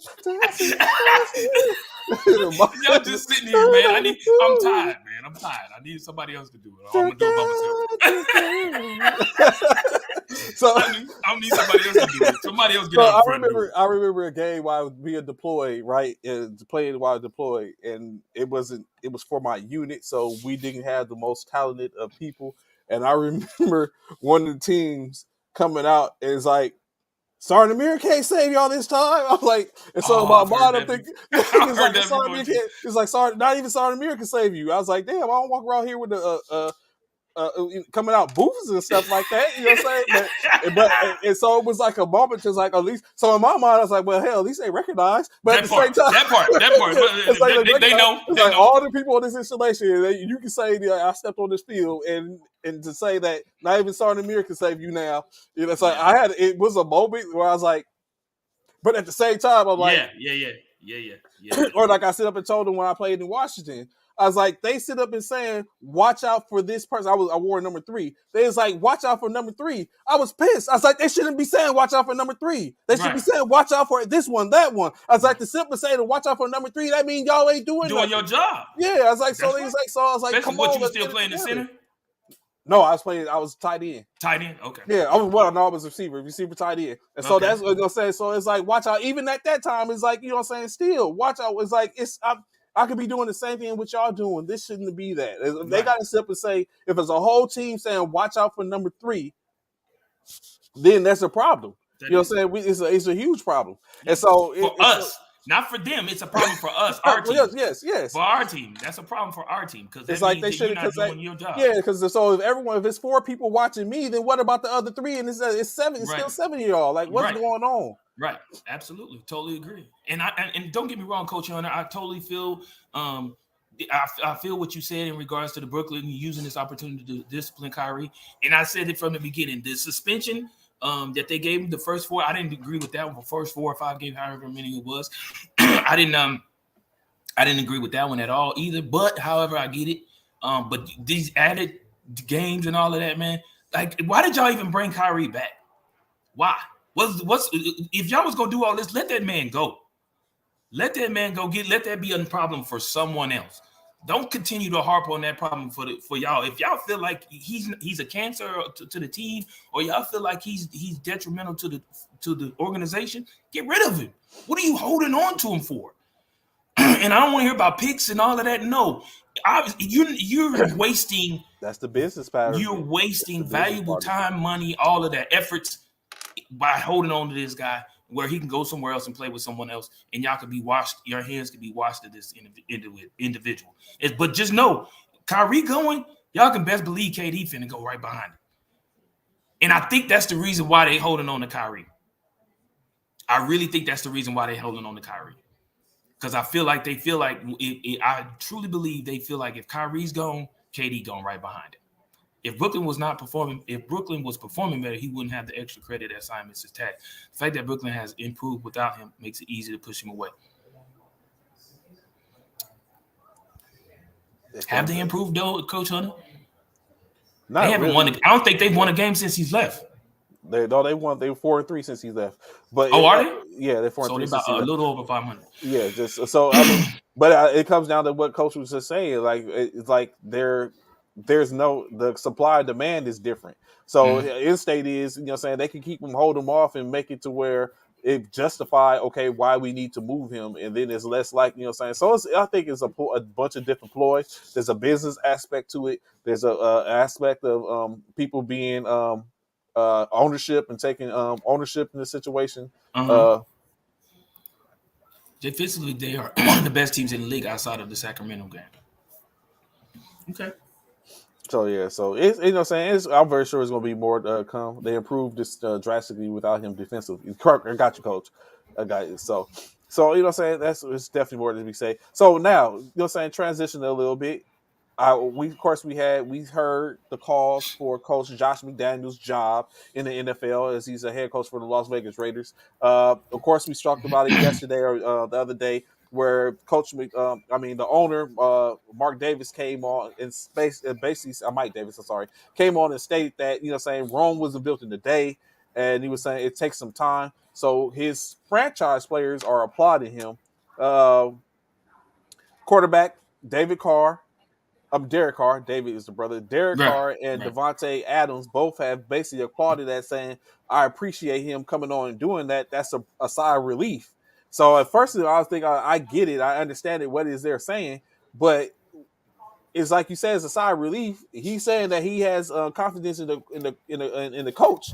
That don't necessarily mean that there's confidence in you as a quarterback. You might be the person to go. So it brings in. I know all the Raiders fans out there have been.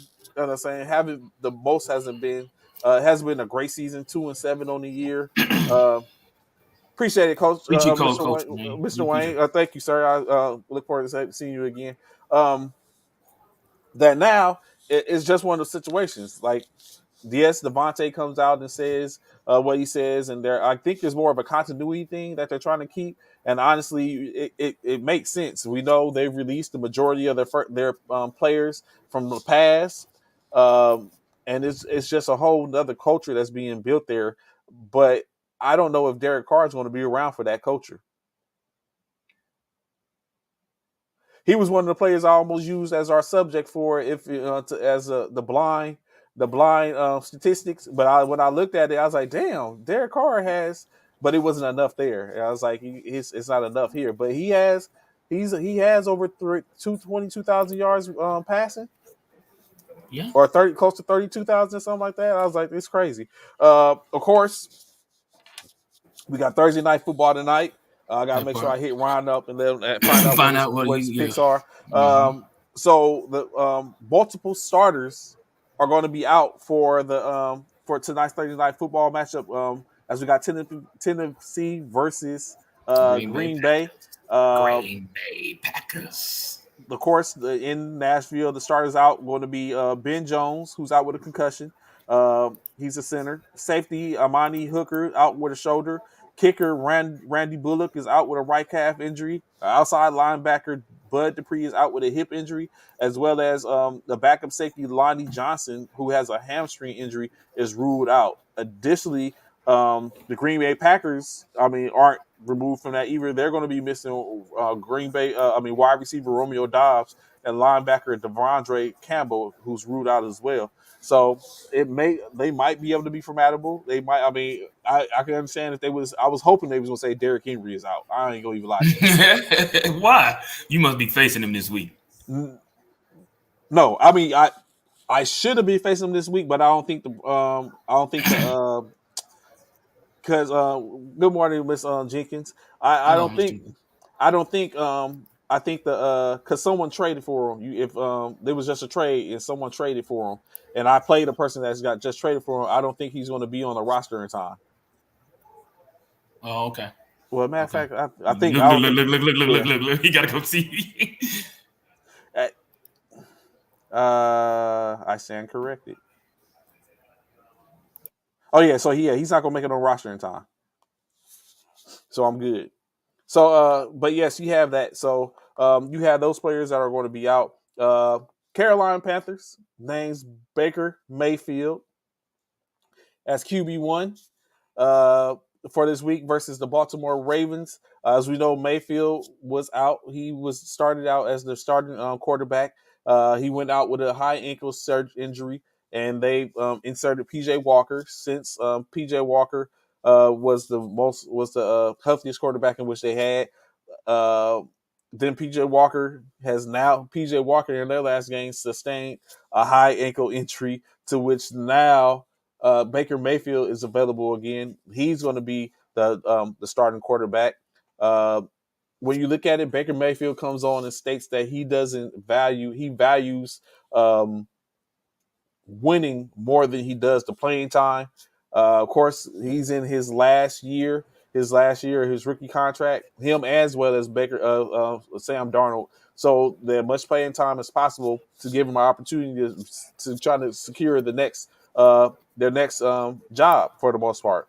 But basically, he will start. So it'd be Baker Mayfield making the start, replacing PJ Walker as a starting quarterback. Coach Steve Wilkes, the interim coach, came on and stated that he is looking to give Sam Darnold at some point some playing time so we can see how he is. Sam Darnold lost the starting position in preseason camp, but he in the last game of the preseason, he had a severe high ankle sprain injury that has kept him out for the last couple of weeks. So he has, now that he's healthy enough to where he can potentially play, or basically he's in the same boat as what Baker was when Baker was on the sideline. He was available, but he wasn't playing. Sam Darnold is now in that position because Sam Darnold is currently the backup for Baker Mayfield if he was to get injured. So Carolina, like I said, I think Carolina, Baltimore this week. We was just talking about it yesterday. Coach Ron Rivera kind of got the decision made for him as Taylor Heineke will be the starter versus Houston. He will be the starter versus Houston. But it's only because Carson Wentz is not ready to go. Now, Carson Wentz has been cleared to throw, but he has not been cleared to practice. And so even though he's been cleared to throw. How you have one without the other? I guess it's like to throw, you gotta. I mean, if you can clear to throw, that means you should be able to practice. Yeah, I think he's cleared to throw, but he's not cleared to practice. Okay. So basically, but although there is a possibility that he will get cleared in the next couple of days, in which he would be able to serve as a backup to Heineke, but Coach Rivera stated that he doesn't feel comfortable in Wentz being the backup without any practice time underneath his belt, getting ready to start back again. So it's not likely that will happen. Additionally, the team is expected to activate defensive end Chase Young back into the 53-man roster, but he most likely, if he does get activated, he's only going to play limited snaps, a limited snap count. But I can see, what if they're in a dogfight? Is there a possibility, as a coach, would you go over his snap count and be like, we just going to let him continue to rock if he's having a good game? And y'all for the most part he's a linchpin in the winning in the game. Are you going to go ahead and let him go over the snap count? Who? Chase Young. What do you mean go over the snap count? So they were going to give him a limited snap count, so he's only going to probably play 25. Oh, it's 25 snaps. Yeah, basically 25 plays. Yeah, basically on defense. So me personally, if I'm the coach, I'm probably gonna ask him. You want to let him make the decision? Yeah, I'm gonna ask him. How does he feel? How do you feel? You're right now. We need you right now. Right now, you at 20 to 23 snaps. I told you I'm only going to allow, or we had stated that we were only going to allow you to have 25. How do you feel? You think you can go any more? Let me know. You know what I'm saying? I would probably ask him, and then I would probably get with the doctors and the trainers and say, look, all right, this is what he told me. This is what he said. They got Houston, right? This weekend. Houston. In Houston. So, yeah, I would probably say, Pierce. Yeah. So I would be like, yeah, this is what are y'all thoughts? Y'all think I can go a little bit over, or do y'all think I should just hold him out? Whatever. So, yeah, that would be me. That's what I would probably do.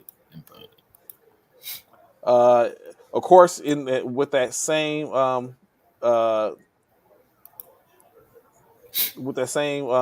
type of mindset going forth, New Orleans has decided to keep Andy Dalton as their starter.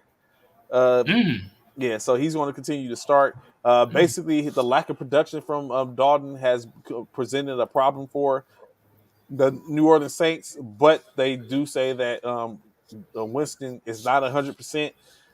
And based on the current line, they're currently down 3 players on the offensive line, 3 starters. One has a concussion. Two has a concussion. The other is on IR. The center is on IR. They don't think with Jameis Winston's current injuries that it would be suitable to continue to let him start. So they're just going to continue to keep Andy Dalton in there. That's the best course of action for now. Of course, the team in which the Saints are playing this week are the Los Angeles Rams. They are currently without some of their players. As we know, quarterback Matthew Stafford was in concussion protocol, but he's expected to be cleared and he's expected to be playing in the game. So they have been, although himself as well as the last week's starter, John Walford, was reportedly banged up in practice because he was sore. He's missed practice because he was sore from the previous game. It's like he got hit so much he was sore. So Oh he's wow. so he hasn't even been at practice. Oh, wow. So but it's expected that Matthew Stafford is going to start, but of course, he's starting. He doesn't have his go-to receiver in Cooper Cup. Cooper's Cup is going to be out. Do you keep Cup Uh, out the whole season? No. so right now, I don't know. You know what? I think you do. Why? The So season ain't over. true that. Why So would you keep him out? right now we're at what? We're in week 10, right? Uh-huh. Cup is not going to be able to come back to week. He doesn't. We're going to week 11, so Week he's 11, not yeah. going to be able to come back to week 16. At that point, that's 3 games. Depending on where you are in the season, though, in True that. regards to what your True record that. is. True that. So I just think in the case of the Rams, it's not going to be worth it. He's going to be out for the next 4 games at minimum. He's going to come back. There'll be 3 games left to play. Why even do it? Correction, not even 3 3 games left to play. 2 or 3 games left to play. There's no use in bringing him back and for him to to put him in that situation. I don't think they're going to do it. You save him and just come back next year ready to play. So I think I keep him out, Anthony. Unless, like Bishop was saying, unless we're in the cusp, really in the hunt, and there's a possibility, and he puts us over the hump, then I might think about bringing him back. But besides that, I don't think he's coming back. Additionally, another player, Arizona quarterback Kyler Murray, stated that his hamstring injury is far better than what it was before. But he doesn't think he's going to be ready to play against San Francisco on Monday Night Football, as the San Francisco 49ers will be playing against the Arizona Cardinals in Mexico for that international game. Murray first sustained his injury on the 30th of October versus the Minnesota Vikings. He later likely tweaked it again versus the Seattle Seahawks the following week. And then, not to even mention that the backup Colt McCoy banged his knee against the turf last game. So both of them are technically kind of like beat up, but they're going through walkthroughs, and they're going to probably go through. I know one of the things in which Kyler Murray states is that his injury is, of course, one of those injuries that you're not going to know until he needs to run full throttle to see if it's Yeah, going to we know how affect him. hamstring. Yeah, we know how But hamstring. it also can re-injure it. So it's like it's in a quandary. So they might just continue to let him rest. I know the joke comes up where it's like, okay, the new season just dropped on Modern Warfare 2. So he's probably like, yeah, I'm just gonna sit out another week so he can go ahead and get his prestige on. Uh, Additionally, though, Marquise Brown is back. He's supposed to be back in the fold. So it's probable that he plays in the game versus the 49ers. So you have that's coming up. Did you happen to come across Kyler Murray yesterday? You and Eric. Matter of fact, did you and Eric jump on yesterday? Yes. Yeah, me and Eric got. Eric, what was the Bishop experience on my or not Bishop? What's his name? PB. Die Hard. No, on that Die game, Hard. on that I'm actually called Sean Wick. Sean Wick. What was the Sean Wick experience, Eric? If you're still on. Yeah, he jumped. We got on together. How many wins did y'all get? None. We played. No, we played. We played. Our best finish was 11th when we played Warzone. Oh, we didn't play foot. We didn't play team deathmatch or nothing like that. We played Warzone. And our best. We was on duty together trying to get kills. Yeah, we played Warzone, and our best finish was 11. 11 out of how many teams? Ooh, it'd be a bunch. Oh, so it's pretty high. Yeah, it's a lot. Yeah, it's a lot. 11th is good. That's good. Probably at least 30 teams. Okay. Yeah, not more. Yeah. So yeah, we played 11. Yeah, it was a new game because this was tier 1 that came out yesterday. So It really wasn't nothing So you got to really build back be up upset. your game. Yeah, it wasn't nothing really to be upset about because this was everybody's first time playing Warzone on this Modern Warfare 2. So yeah, So another thing that came up yesterday, Philadelphia had to decided to have a new because body. of Jordan Uh, Davis. Philly signs defensive tackle Linval Joseph to a 1-year deal to help with that Yes, run defense. Like you that's said, right. We to need fill it. the spot. Joseph is a 12-year veteran, 2-time Pro Bowler, drafted by the New York Giants, and has played with the as well as the Giants, has played with Minnesota as well as the Chargers. Last season, it was the last season time he played with the Chargers, compiling 57 tackles, a sack, and 14 starts. Additionally, Philadelphia is also without Dallas Goedert, as he will miss a minimum of 4 games Yeah. due to his IR status, injury reserve status. So I don't know how they're going to replace this. Goddard is Hurts' second favorite target. He's second on the team in receptions yard with 455 yards, as well as second on the team with touchdowns with 3 touchdowns. Uh, other Philly moves before I allow Bishop to answer that question. Other Philly moves that are out there. They have to move Marlon to Laputu to injured reserve. Activated tight end Tyrese Jackson from the physically unable to perform list, and also have Jamaris Robinson and Marcus Blair that are due to come back to the practice squad from the IR as well. So with those moves, Bishop, do you think that's going to be enough? How do y'all the Eagles signing everybody? We're asking a lot of How people. do y'all replace the output of Goddard? Is now do we see a situation where Smith gets more balls? Well, who you talking about? Devontae Smith. Yeah. Yeah, let's hope. Let's hope Devontae gets more balls because not only that, AJ Brown is questionable Mm-hmm. for this week because of his ankle. He was limited on Wednesday through walkthrough practice. So, despite rolling his ankle this past Monday against the Commanders, Brown stayed in the game and managed an 81% snap share. But Sunday, still Brown practice reps may be capped Thursday and Friday, after which the Eagles could hand him a destination for Week 11. So we don't know. So yeah, it may be a lot. We definitely gonna need Quez. We definitely gonna need what's that the backup tight end's name? I can't think of his name right now. We're gonna need them to step up, man. We definitely gonna need them to step up because if AJ Brown can't go, it's not gonna be good for us or my fantasy.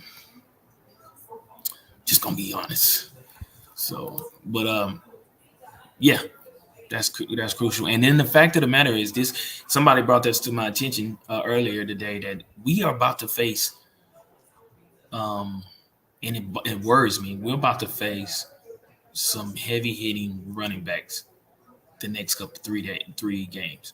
We got the Colts, which is Jonathan Taylor. Jonathan Taylor. We got Derrick Henry after that, and then we got Justin Fields, which you just said yesterday. He's leading the team He in leads rushing. his team in rushing. We got 3 back-to-back powerhouse runners that's about to come into the fold against us, and they just seen all 3 of them teams as the world has seen that you're able to run against Dallas. I mean against Philly. That right there tells you why they And really picked up. that's why and he even Saransky said that he's like everyone is starting to see and see where we're weak at, and everyone he's like, in week after week we're being hit there. So That yeah, part. they had no point. It's like you've been facing I'm not to sit up and not to be disrespectful to anyone running back, but Oh, you here we ain't go. been He about to but disrespect but you. you ain't seen a Jonathan Taylor or Derrick Henry coming through your line like that Right. since then. I Right. mean, you've seen Pollard, but I mean, if Pollard abused you, you know what I'm saying? So you got to take a look at that. That So part. That part. So, yeah. Yeah. We got an early game on Sunday. Play at 12 on our Central Standard Time. So it's yeah. We definitely gonna need some key players to step up this week. Huge, huge. So I don't know. Let's just hope. I'm gonna be honest, man. Let's just hope. If AJ Brown hurts, that's a big blow on Yeah, Hurts. if AJ Brown goes down, No or he's Hurts, not able to no play, AJ Brown, and no Goddard. Like, but I mean, yeah, he goes back to feeding. Basically, he goes back to feeding Devontae. Devontae. Yeah, but we need Devontae, we need Quez, and we need to run the ball. Now, this is what everybody knows. If you can keep the ball away from the Philadelphia Eagles and keep the ball out of Jalen Hurts' hands, you have a possibility of winning the game. And that's another thing that all everyone has seen. That's what the Washington Commanders did. Their time of possession in that game was ridiculous. They held the ball pretty much the entire first quarter by running the ball. That where Nick Sirianni, stupid behind, needs to learn. You have Miles Sanders run the ball, run the freaking ball. Stop trying to throw the ball because we've got so much. So because we have premier wide receivers in AJ and Devontae, run the ball. Let Miles Sanders do what he do. Keep the ball out of Indianapolis' hands this game. Run the freaking ball. Golly, bro, it's not hard. It's not rocket science, bro. Simple math. Run the ball. They did great on third down conversion. But still, we need to run the ball, bro. We ran the ball. If I'm not mistaken, we ran the ball 2 times in the first half. Like, come on, man. And I'm talking about with the running back. Not counting Jalen Hurts. I think we ran the ball a total of 5, 6 times total with Jalen Hurts running like 3. Run the ball, bro. When you empty the backfield, we know it's a pass. Why would you do that? Ain't no chance that you want to run it unless Jalen about to run Yeah, and that's what he does. He tries to fool him by saying, "Oh, empty backfield day, so obviously they're gonna throw the ball." No, then he does a quarterback sneak or whatever, a design play for Jalen to act like he passed and then run the ball. Come on, bro. They gonna pick up on that eventually, Nick. I need you to understand that. It's not rocket science, simple math. Come on, bro. Stop with the nonsense. So of course we went over. We know yesterday, and we talked about it, where we know what the new Pro Bowl format is, in which you have they select. So I wanted to ask this question today. Yesterday we talked about the QBs. What are at this point? What are the 6 wide receivers in which you would think In the Pro Bowl, gets the Pro Bowl nod currently? 6 receivers. 6 receivers. Let me see. So let's do it again. Oh, 3 from the West, 3 from the East, right. or So 3 from from the the NFC, AFC. that's gonna be hard. That is hard. I just thought about that. Yo, that's hella That's hard. hard. That's mad hard. So from the AFC, let me get AFC East. Let me get Tyreek Hill.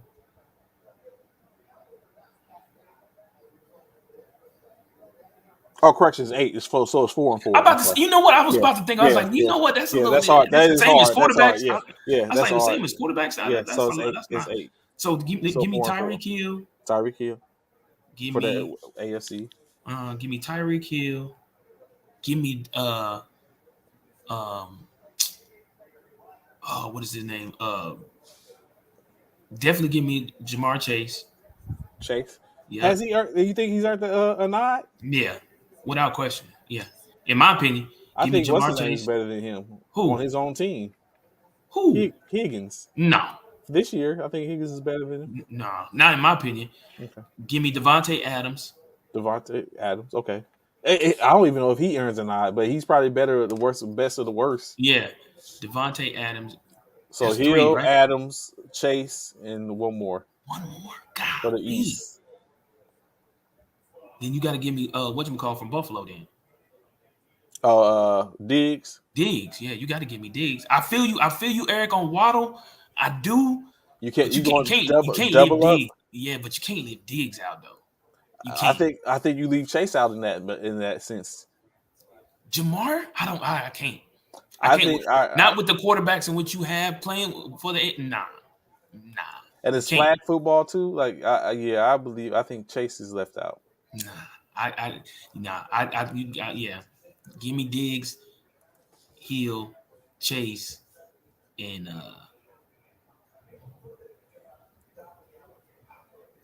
who would I say was my 4th? You said Hill, Diggs, Adams, Hill, and Adams, Chase. Devontae. That's one. And then for the NFC, give me AJ, Debo. You definitely got to put the Vikings. Oh, what's his name? Come on, Eric Jefferson. Jefferson, Justin. Got to put Justin. Um, You know what? Honestly, I don't even put Debo in there. He ain't did really? enough. Yeah, he ain't did enough yet. Well, Cup probably. you can't put Cup because I think. I Cup is think in. you. I think Cup can put there because he's done at this point. He. I don't know if he's gonna go, but you can put him there. I think he can get in, or based off of what he did initially. But he's not. But he's not gonna play, so someone else is gonna get it. So I Right. think And Cup that's why you gets. can't put Cup in there. I think Cup would get an initial nod. So I will go with JJ. I will go with Cup, AJ. But you know who I'm thinking is gonna get in? JJ. Oh, Justin, Justin Justin Jefferson. Jefferson. Gotcha. Yeah. But I think the other person in that equation is either becomes I think the other person in that equation becomes uh Amon St. Brown It's like or about the speed. Is about speed. Why you put AJ?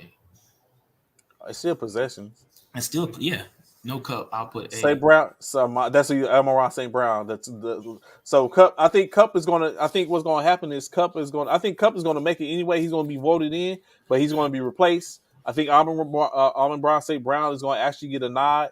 And then of course you have who we missing is DK Metcalf. I was gonna say DK, but I don't know. Do you put DK before you put Debo, I think, in this situation. No, but Right now, I do think. you put DK over uh golly, I can't think of nobody's name today. From the Bucks? Yes. Currently.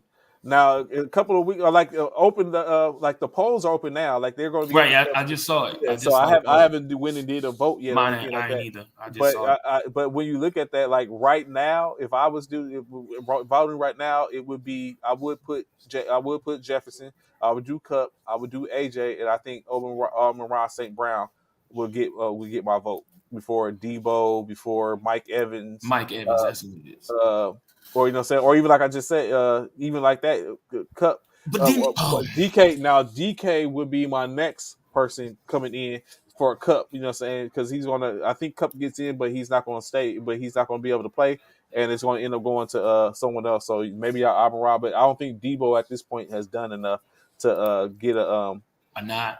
to get a nod. Mm. So next up, I have two more resumes, right? Two more resumes in which for this a rendition of are they Hall of Famers? So of course I'm going to read y'all off the resume, and then you're going to tell me if you think it's a Hall of Famer or not, or do they get into the Hall of Fame? And then of course after that, we will reveal who the person is. So two people, right? First, and then we'll get to the our picks for the night, so we can get up out of here. So the first person, this person is a 16-year veteran. They have 16,000 yards rushing, 81 touchdowns, 484 receptions for 3,985 yards, a five-time Pro Bowler, one All-Pro second team nod, one Super Bowl appearance, and one NFL All-Decade team for the 2010 team. Is that Hall of Fame worthy? Read them stats again. 16,000 16,000 16,000 yards rush rushing, rushing. 3,985 yards receiving, 81 touchdowns as a rushing. Total 81 Total, touchdowns 81 total. total touchdown Yeah, total. 484 receptions, five-time Pro Bowler, uh, one second team All Pro nod, one Super Bowl appearance, and then one 2010 uh, All Decade team nod. Is that Pro how many Bowl? years were they playing? 16 years. Is that Pro Bowl 16, worthy? Is that Pro Bowl? Anthony already says no. Is that Pro Bowl worthy? Nah, I don't think so. Wow. Anyone else? Look at Eric. You know who it is. Anyone else? Oh well, hell, ain't too many more people out there. So this particular person is Frank Gore. No, I told you. Yeah, nope. I said that a while ago. Nope. Frank is what? Nope. Frank is that dude's a Pro Bowler. Nope. No. Frank is definitely a Pro Bowler. No. I mean, a Hall of Famer. No. Frank Gore is in the Hall of Famer. Bishop, stop playing. No. How many Pro Bowls he got? 1? 5. 5 Pro Bowls? What up, Leslie? What up? What's good? Eric, no, he's not. Yes, he is. He is not, bro. Nope. No. Gringo was a game changer, bro. He would get my vote. No, bro. 16,000 yards rushing? Just because you're a game changer don't mean you're a Pro Bowl. Mean you're a Hall of Famer. Top 3 rushing in all time? Mm-mm. If he is, he going to be just like Rivers. He ain't a first ballot. Yeah, first ballot. He's not a first ballot. Frank Gore was playing for money. Yeah, he's not a first ballot. If he does get in, he's not a first ballot. This next one, a 12-year veteran, 4-time Pro Bowler. 12 years veteran, 4-time Pro Bowler. 2010 Comeback Player of the Year. 133 total touchdowns. 36 of those touchdowns were rushing touchdowns. 6,000 yards rushing. 22,460 yards passing. Is these play at how many so it's a quarterback? It's a quarterback. And it's how many yards passing? 22,464. No. It sound like Michael Vick. It's like Vick. Yeah, that sounds like Michael Vick. Mike Vick. So everyone say no. Mike Vick isn't a Pro Bowl, a Hall of Famer. No, we know he's not. He's not. None of these. The only one that was good, Jordan. The only one that is remotely that we talked about so far has been Phillip Rivers, who's probably a first ballot Hall of Famer. But I don't think he's a first ballot. But yeah. So y'all think none of the three of which we talked about, Phillip Rivers, Frank Gore, nor Michael Vick, are first ballot? I don't. Okay. Now Eric says he is. Eric says if he feels Frank Gore should. Yes, but not first round. No. When you said all them Russian TDs, I knew that was Mike. Yeah, you already knew it was Vick. Yeah, I knew it was Mike Vick. Yeah, but you don't think he's a Hall of Famer? Period. Unfortunately. So just to go off of what Eric said, another person which we just talked about, game changer, without question, game changer. But we got people like Randall Cunningham and those are prototypical. So it's like, how do you put are not in there? Yeah, these people are not in there. And we talking. This is Lamar Jackson is Michael Vick 2.0. So you know what I'm saying. So Vick did it before Lamar did it. Whatchamacallit did it before. Vick did it. So but Vick did it in a whole nother way, and Lamar's kind of like repeating it and doing it somewhat similar. Vick and Gore should be in the Hall of Fame. So Zach, you think Vick will get in? Did y'all hear how many passing yards he had? 22,000 in 12 years. That's 22. That's nothing.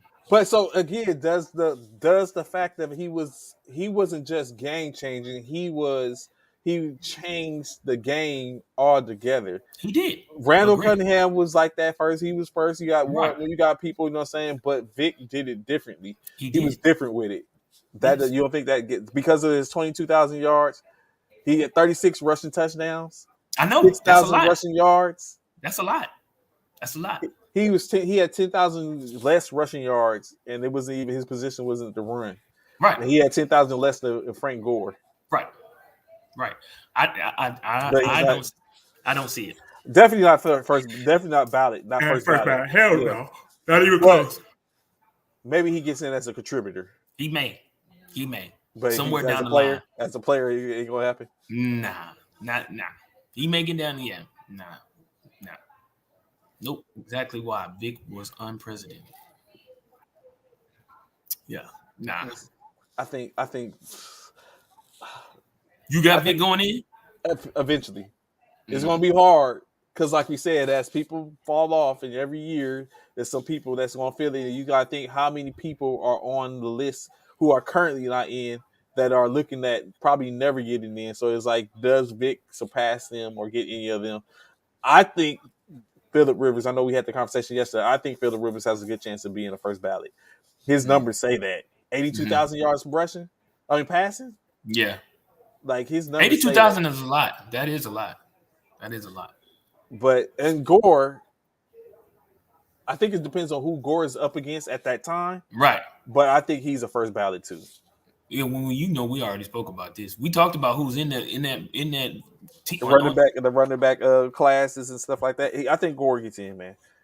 It's going to be hard. It's hard to deny 60,000 yards rushing, third all time. But it hurts. Like, it starts to hurt. And he got the nod for a Hall of Fame 2010 All Decade team. Yeah. I mean, Frank Gore was that dude. I ain't gonna front. If he hadn't, I think it's hard to say for Gore. It is. It's hard to say for Gore, and it's hard to say for Rivers. But I think Rivers gets in. When he retired this year, so he will be eligible in 2027. Yeah, he's going to get in. He's going to be. He's on his class. So he'll be in with Breeze. Or did Breeze retire this year or last year? This year's right. No, Breeze retired last year. Yeah, Breeze retired last year. Sean Payton didn't have Breeze last year. So 2026. Remember, because Wentz was through all that shit. So 2026. So so that opens another door for him. And so Roethlisberger retired this year. Yeah. So I think Roethlisberger is the first ballot. Rivers goes in. Big Ben is going in first ballot. You can't deny the fact that he has a winless. I mean, a winning season in his entire career. I don't think that's enough, though. Is that enough? And 2 Super Bowls? Okay, that's enough. Come on, bro. Like, as the quarterback, bro, I don't think any quarterback has done that. Had winning an entire career of winning seasons. That's enough. Yeah, alone that's enough. To get ready to close it out, I see Eric asking for it. We ain't do it yet. We getting ready to do it now. No, we ain't picked yet. Tonight's game, Tennessee Titans versus the Washington? Is it the Washington? Green Bay Packers. Green Bay Packers. Green Bay Packers coming off a win versus the Dallas Cowboys. A hell of a fight. Who you got, Bishop? I'm going with Tennessee. Tennessee? I'm taking them Titans. I'm taking Tennessee. They playing into Tennessee. I'm taking them Titans. Absolutely.